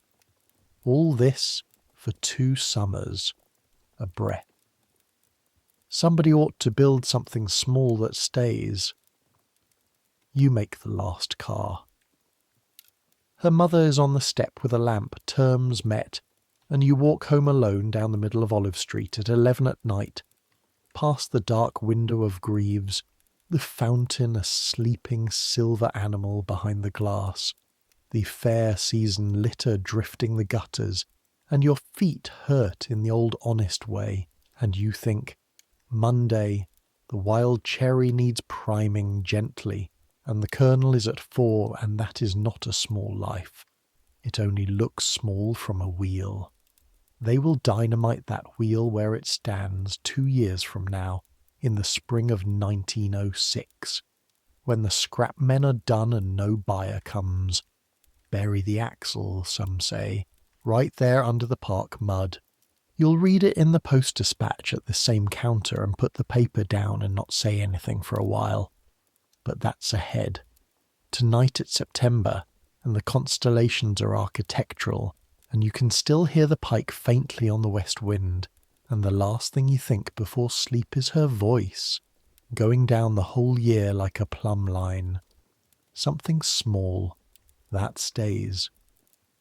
October comes in and takes the heat away like a waiter clearing plates, and the fountain changes its whole voice. This is the part of the trade nobody in your century would guess. The soda fountain does not close for winter. It turns. The ice cream freezes slow, the phosphate wall quiets, and out come the winter fixtures. The hot water urn polished, the beef extract, the clam bouillon, the tomato broth with a pinch of celery salt, hot chocolate in heavy mugs, hot malted milk for the frail, and for everyone who merely claims to be frail. By the first frost you are ladling steam instead of roping soda, and the counter smell goes from cherry and vanilla to something like a kitchen wearing cologne. The regulars don't leave, they molt. Hermann Voss trades his morning bromo for a hot bouillon on the coldest mornings and takes the bromo Sundays. Miss Voss goes from cherry phosphate to hot chocolate on the 1st of November, as if by statute, sharp to sweet with the school year's grain. The Colonel does not molt. The Colonel drinks his dope at 4, hold the hail now, and if the weather wishes to be remarked upon it can enlist. The fair begins its long goodbye. All that gorgeous urgency runs backward now.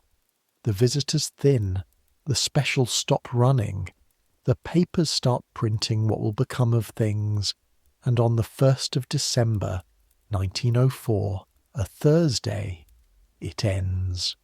Closing day, a cold night, and out west the crowds sing Auld Lang Syne in the avenues, and David Francis stands up before the lights and takes his farewell of the dream city he willed into the world.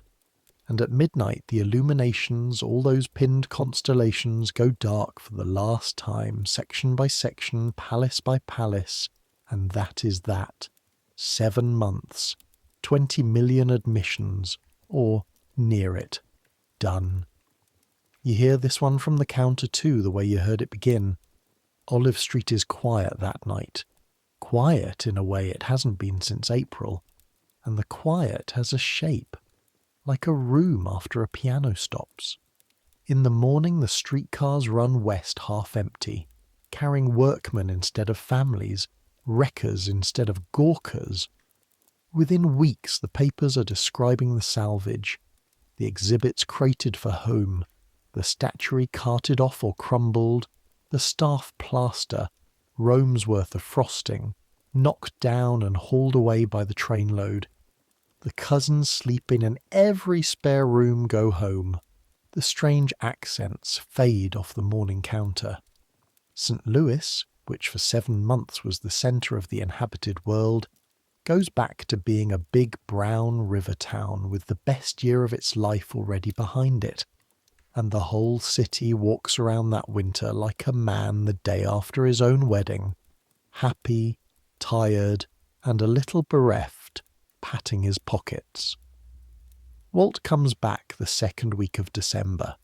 He comes in at the slack of the afternoon with his good coat on, and the pike cough still in his chest, and he sits at the counter, customer side, which you have never once seen, Walter Heaney on a stool, and he lets you build him a hot chocolate and drinks it looking at the fountain, the way men look at a house they used to live in. The concession is struck, the 40 feet of marble sold off, the 6 jerks scattered, and then he lays a card on the counter, small, engraved, a name and a hotel, and he can't keep his mouth from going sideways as he does it. The manager of the biggest hotel fountain downtown, marble twice the length of Greaves, watched him work the pike in August, wrote his name down, head dispenser starting January, 18 a week. "Somebody saw me," he says, quietly, no patter on it at all, and you understand that the sentence never needed 20 million people. It needed one man with a fountain and a payroll, and the 20 million were how you got him to walk past. Mr. Grieve comes out from the partition and shakes Walt's hand and says a sentence in German, and Walt Kerry Patch to the bone replies with one of the 4 German words the storers taught him, which happens to be the word for exact, and it is somehow exactly right, and the two of them stand there gripped like it's a treaty. He stops at the door, points his chin at the cigar box under the counter. "Box stays," he says to you. "Told you. It belongs to whoever's teaching." The door, the cold coming in and cut off, gone. But 3 blocks away this time, not gone. And Sunday evenings that winter he comes by after his shift, sits customer side with his heels hooked on the rail like a paying gentleman, and critiques your porter Frank in tones of theatrical despair. And it is possible, watching Frank laugh, that the kid thinks Walt was always like this, a finished thing, a man with a card from a hotel. You know better. You saw the cot behind the freezer shed. Every finished-looking man was somebody's cracked pump once, held together through a hot season by hands you'll never get to thank. Frank earns the spoon in January. Not to keep. That's not how the box works. But the lesson, the one Walt gave you over the zinc sink, wrist loose, letting go of it in a particular direction. Deep winter is the season for it. The counter slack after 8. The windows furred with frost so the gaslight sits in them like a lamp behind waxed paper.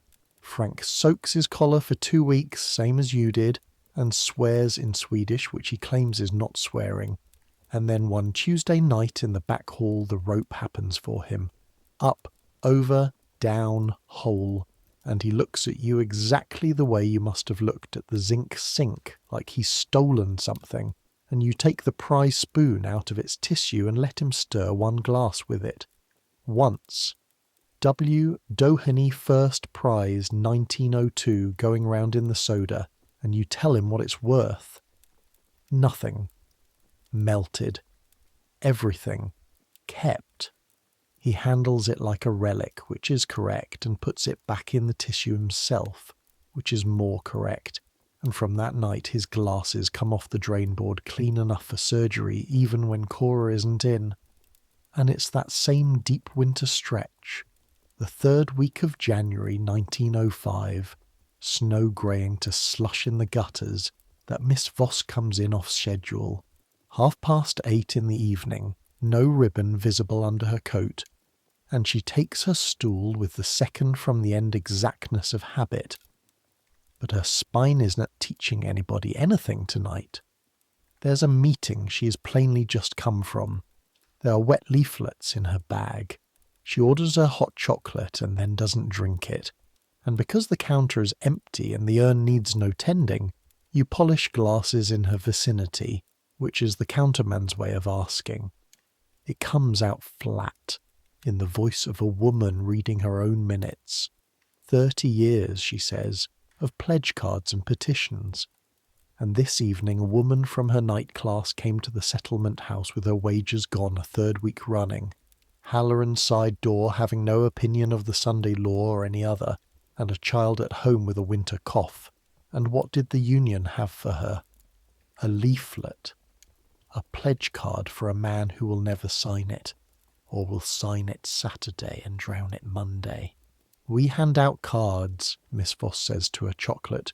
Printed promises, Mr. Kessler, and I stood there tonight holding a stack of them, and I could not remember one man, one in 30 years, that I knew to a certainty a card had held. The stool creaks. The urn breathes, and you hear yourself say, I can show you one. She looks up, and you do the thing you have never done in this room, in any room. You step into the back hall, and you sit on the syrup crates, and you take off your left shoe, and you come back out to the marble with a fold of oilcloth in your hand, opening it as you come.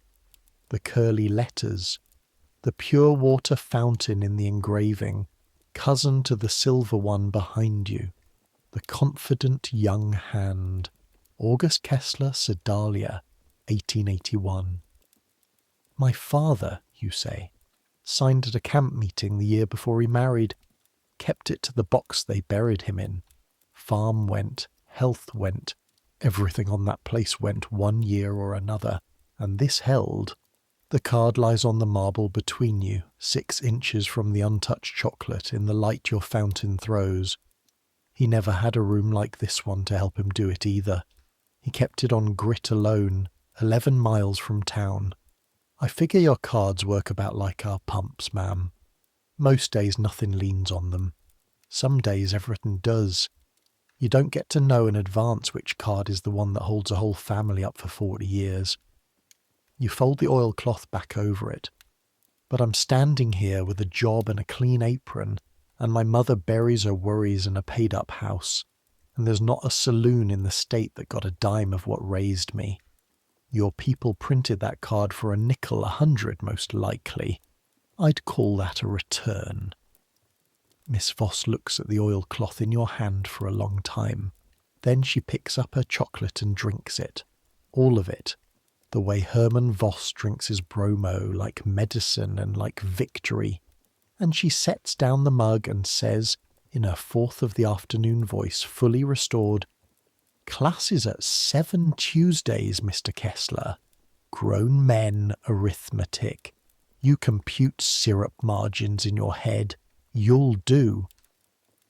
Which is how you discover that the Council of the Discouraged is a trap with teaching duties at the bottom of it, and how, every Tuesday evening from February on, after the half-day trade, a soda jerk comes to stand at a settlement house blackboard, chalk in his cherry-smelling right hand, and shows freight handlers how to check the arithmetic on their own pay envelopes. Her stack of leaflets stays behind on the counter that January night, forgotten or left. You never settle which. One of them lives folded in the cigar box now, next to the spoon, and you never settle exactly why you put it there either, except that the box is where this counter keeps the things it means. Winter loosens, the gutters run, and with the first true thaw, the first afternoon the door can stand propped open, a year has gone all the way around. The wild cherry pump, the new one, primes sweet and easy in the April light, and you catch yourself patting its porcelain flank anyway, out of loyalty to a lame horse long retired, and Frank sees and says nothing, and someday he'll pat it too and won't know why. Two things happen that spring of 1905, in the same week, as if the year had been saving them. The first is on a Wednesday evening after close. You're racking the last glasses when Mr. Grieve appears at the end of the counter with a chain already in his hand, the prescription room key swinging once, and says, "Kessler, bring the good pen." You've been inside the partition perhaps a dozen times in 2 years, always on an errand, always outward bound in under a minute. This time he stands you at the compounding bench, under the shelf with the scales, and he takes down the book, the black leather one, 50 years thick.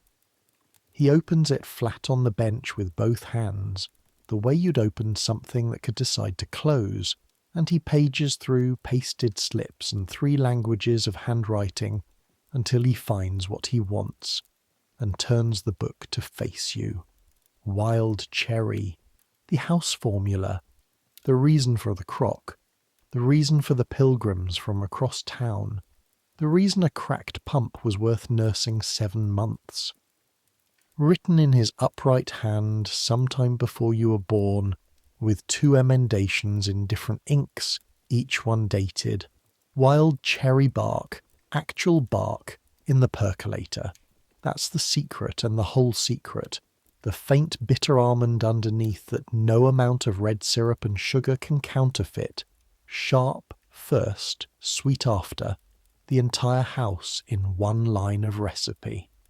"Copy it," he says, and puts a blank formula card and the good pen beside the book. A formula that lives in 1 book is 1 fire from not existing. A formula that lives in 1 head is 1 fever from the same. He watches you write, checks your figures against his own with a fingertip, grain by grain, and when you're done he does not take the card back. He nods at your breast pocket. Then he closes the book, returns it to its shelf, and says, looking at the scales, and not at you, in the voice he used to say the autumn will also be busy. In September the college on Locust Street takes its new class. The Missouri examination in pharmacy can be sat by a man of 21, 4 years. You would work here mornings and Sundays. I am told the arrangement can be managed on $5 a week, if the $5 is not paying for a room over a harness shop. A pause, the length of exactly 1 lifetime changing its shape. There is a room upstairs. It was my son's. It is a storeroom now and badly kept, and Mrs. Grieve would be glad of the excuse. You never knew there was a son. You will never learn 1 further syllable about him, not from Grieve, not from Mrs. Grieve, not from the neighbourhood, and you will never once go looking, because there are rooms in people you don't inventory, you just keep them swept. You say yes in some order of words you'll never afterward be able to reconstruct. His handshake, the only one he will ever give you, is dry and brief and calibrated, like everything on that side of the partition, to a 64th of a grain. The second thing is quieter, and it comes, as the Colonel always came at 4 o'clock on the stroke, except this Friday he has a valet with him. Small, old leather, army neat. He sets it down by the end stool and he tells the counter, in the fewest words the facts will fit in, that his daughter in Kansas City has been widowed this winter, and there are grandchildren, 3 of them, and a house that needs a man in it who's not busy dying of idleness in a Pine Street boarding house. The 5:15 train Sunday, 30 years on this stool, and he announces the end of it the way he'd report ammunition expended. Once, level, done. Sunday then, his last dope. The counter contrives to be crowded for it without anyone admitting to contrivance. Hermann Voss off shift, Ms. Voss in her good hat, Walt down from the hotel between shifts with his collar still on its brass stud. Big Joe blocking the light of the doorway. Cora and her mother Frank scrubbed pink. Mr. Grieve stands at the cigar case. You build the dope yourself, hold the hail, don't drown it, and set it down. And the old man drinks it in his shirt sleeves, coatless before this street for only the second time anyone can remember, and pronounces it, looking around the marble, around the onyx, around the mirrors and the faces in them, a fair dope, the highest decoration this room confers. Then he lays the nickel on the marble, Liberty with the hole through her head, and when you make his change and slide the whole nickel back on top, the way the house has done 4,000 times, he puts one dry finger on it and pushes it back across the marble to you. No, son, he says, it stays on this block. It never once left this block. He stands, takes his stick, takes his valise, straight as a rammer, button to the chin now, moustache at trim. It was my boy's, and I've had 30 years of standing at drinks, and there is not another counter in this country that would have carried an old man's foolishness that long without once asking him to explain himself. He looks at you and then past you, into the mirror, at all of them, the whole reflected room. You've been the better saloon, gentlemen. The argument's over across the street, whatever they think. This is how it comes out. A man's grandchildren get him instead. He touches his hat brim to Miss Voss, to Mrs. Grieve, to the fountain itself, you'd swear it, the whole silver altar of it, and he is out the door and up Olive Street at Parade Step, and nobody says one word until he's past the window, because that is what he'd have wanted. And then Miss Voss blows her nose like a cavalry signal, and the room breathes again. The nickel goes in the cigar box. Spoon, leaflet, nickel. The counter's reliquary. 3 saints now. And that's the year. That's the whole gone world. 1 nickel at a time. And I owe you the last thing I promised at the start. The plain answer. Why was that room nothing like the room with the green sign where you, listening to me now, have stood holding your hot paper cup? Not which was better. Just what's actually different, now that you've lived a year behind the marble and can judge for yourself. Start with the money, because the counter always starts with the money. A nickel in 1904 is something like $1.50, $2 in your money. Your fountain habit priced out cheaper than your coffee habit does, and there was no tipping, none. The thought would have baffled everyone at the counter in both directions.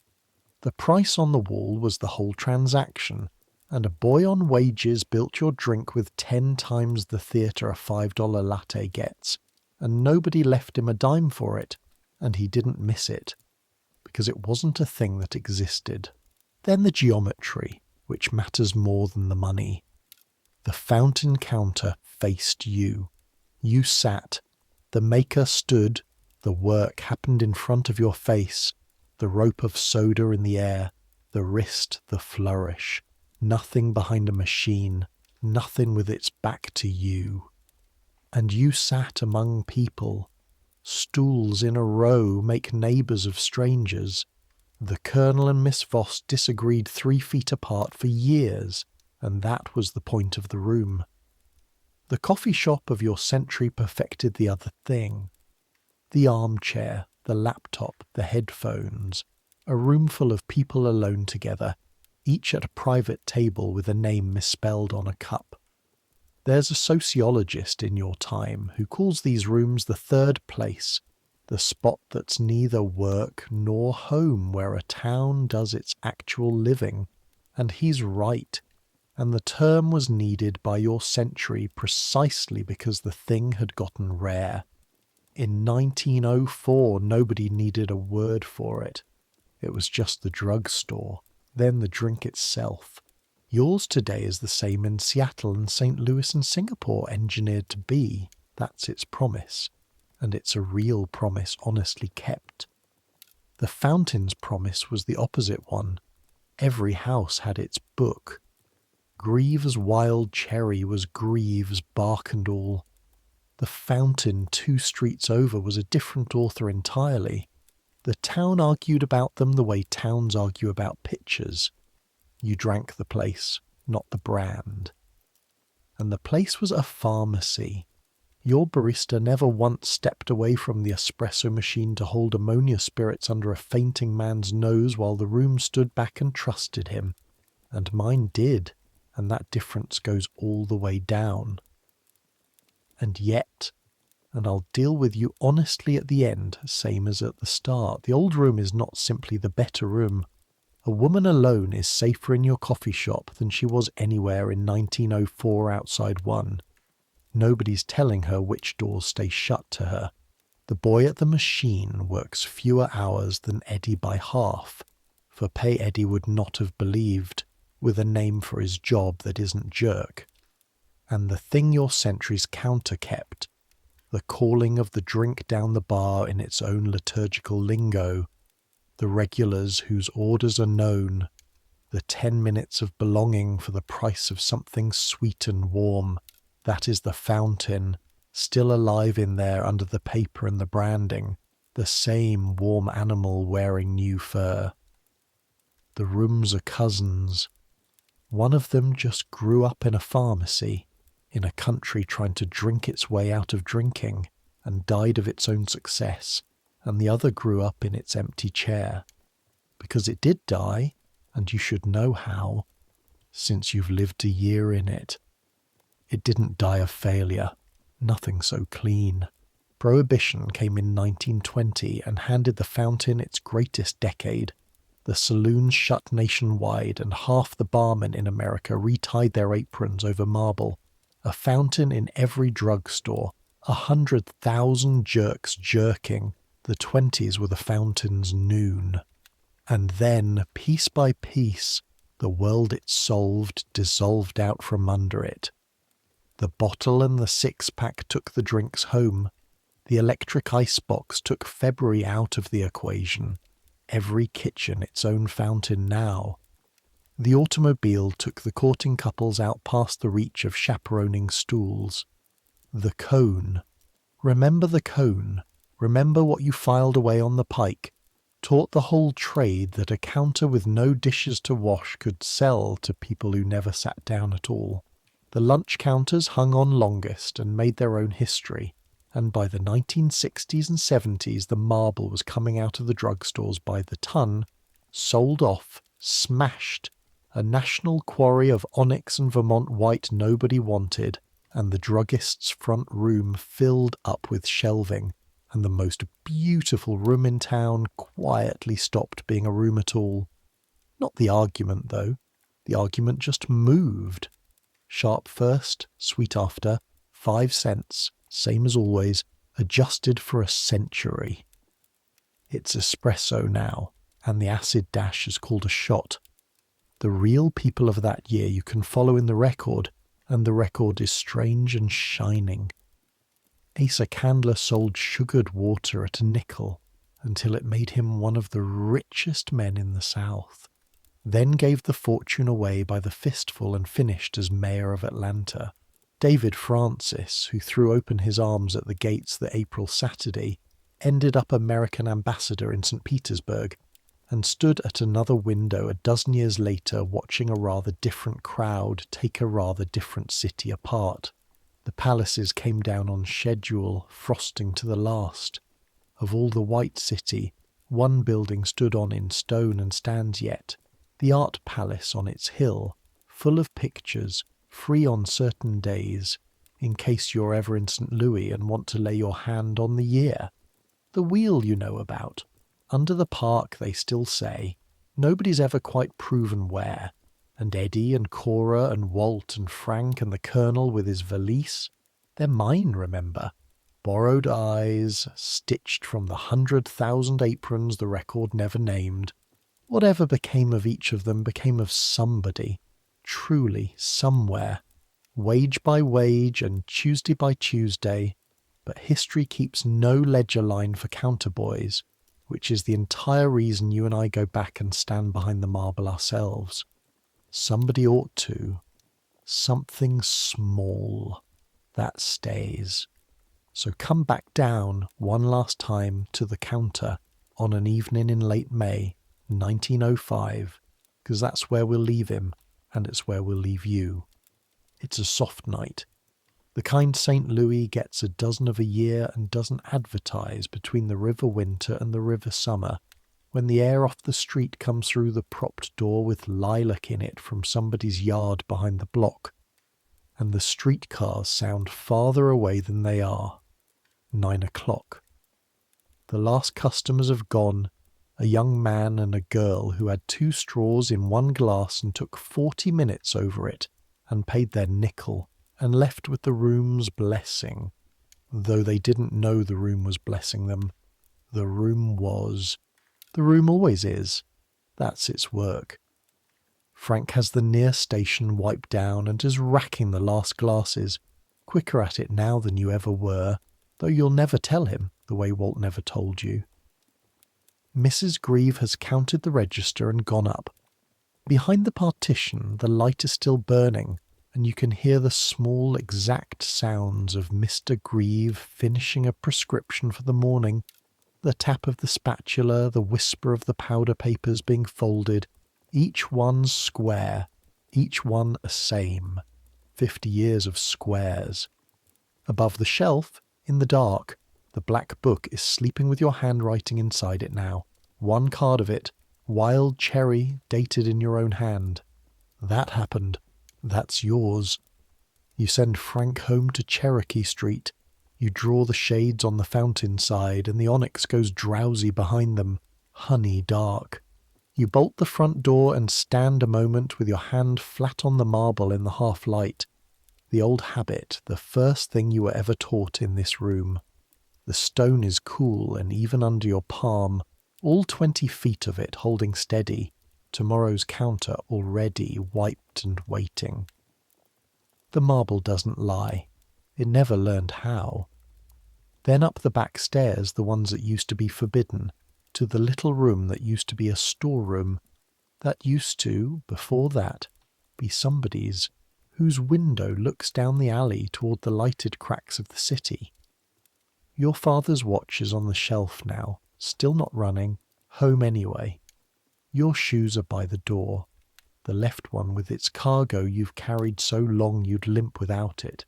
The envelope for Sedalia went out on the 1st, $5 in it now, and the letter back from your mother is on the sill, and it says the little ones are growing, and it says the word proud, once, in her careful hand.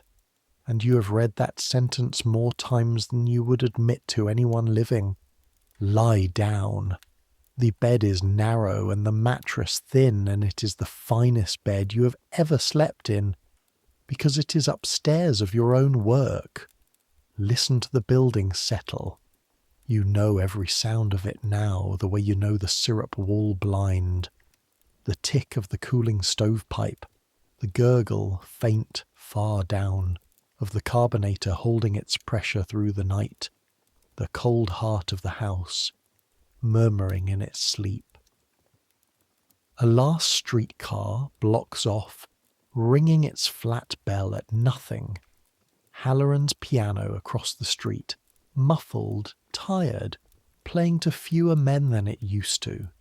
You've noticed that this spring everyone has, and under everything that sound a brick building makes when the day's heat leaves it, a slow creak like a big animal lying down, joint by joint, the same sound the farm barn made when you were small enough to think the barn was breathing. Maybe it was. Maybe this one is. Tomorrow there will be the marble in the dark, corner to corner with the grain. Tomorrow there will be Herman Voss and his bromo, and the nurses with their coffee and the pumps to prime gently. Gently. She's not a well handle. Tomorrow there will be Frank's questions and Tuesday's syrup order, and Miss Voss at 4:15, heavy on the argument, and the settlement house at 7, chalk dust and pay envelopes. Tomorrow there will be a stranger on stool 6 wanting to know what a phosphate is, and you will build the answer instead of saying it, sharp first, sweet after, and watch their eyes do the thing eyes do. But that's tomorrow. Tomorrow can wait its turn at the counter like everybody else.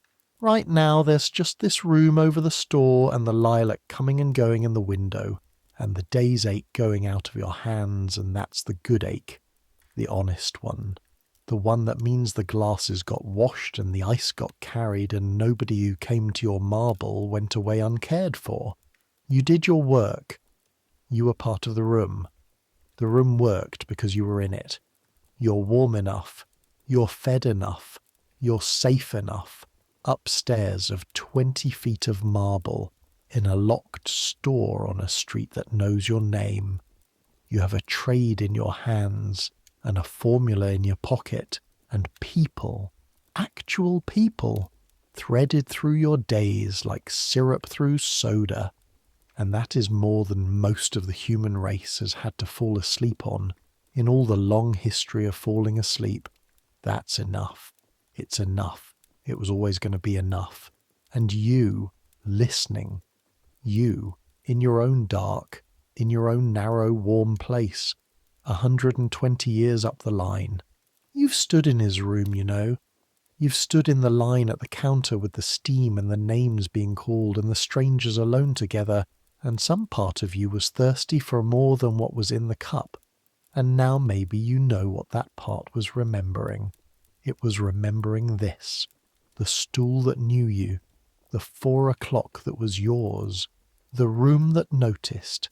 Centuries will pass. They always do. It's the one thing they're reliable about. The fountain you've tended all night will vanish so completely that children will need the word explained. The marble will come out by the ton and end up as doorsteps and dairy counters and landfill. White stone with a century of elbows worn into it, and nobody hauling it will know what it heard. The onyx will scatter into parlours and pawn shops. The lingo will die out of the air. Shoot one, hold the hail. 81, a whole sparrow language gone, except for the few words that hopped to the diners and lived. The nickel will stop being an afternoon and go back to being small change. The pharmacies will grow bright and vast and sell everything on earth except a place to sit down. And people will still come in out of the heat, wanting February in a cup. Still come in out of the cold, wanting July. Still pay their money mostly for the 10 minutes of belonging and only a little for the drink. Still learn each other sideways, 3 feet apart, over something sweet. Still fall for the person who says that's not candy at all. Still keep one battered object in a box because a fact needs a reliquary. Still say to some scared newcomer, it gets easier, without knowing for certain, and still make it true by saying it, one more day, over and over, behind whatever the counter is made of by then. Some things don't change. The thirst doesn't change. Not the one in the mouth. The other one. The one the marble was only ever an excuse for. So let it go now, all of it gently. Let the counter go dark. Let the shades hang still over the sleeping onyx, and the carbonator murmur to itself all night with nobody to hear it, and the cigar box keep its three small saints, the spoon, the leaflet, the nickel with the hole through Liberty's head, safe under the counter where the things a room means are kept.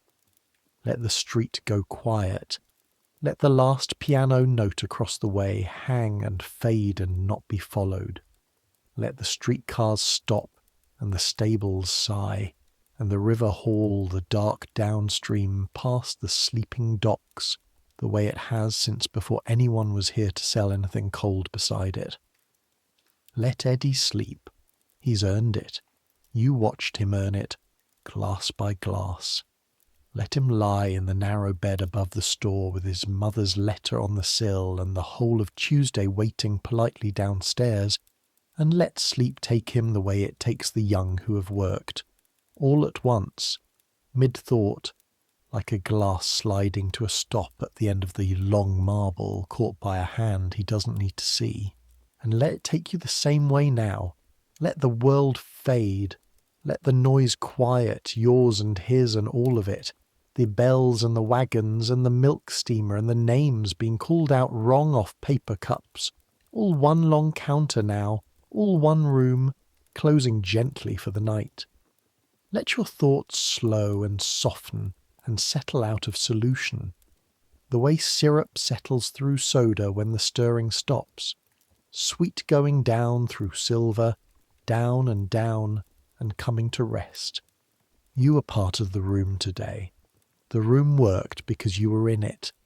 That's true where you are, just as it was true on Olive Street, and it will be true again tomorrow, and tomorrow can wait. You've earned this rest, the same as he earned his 120 years ago above the marble in the lilac dark. Take it, and dream, if you can manage it, of a long white counter in the morning light, wiped clean, corner to corner, with the grain, waiting for the day, and every stool along it empty and expectant, and the first sweet cold breath of the cellar coming up the stairs, and somewhere behind you, always, the sound of a door being unbolted to let the morning in. Good night.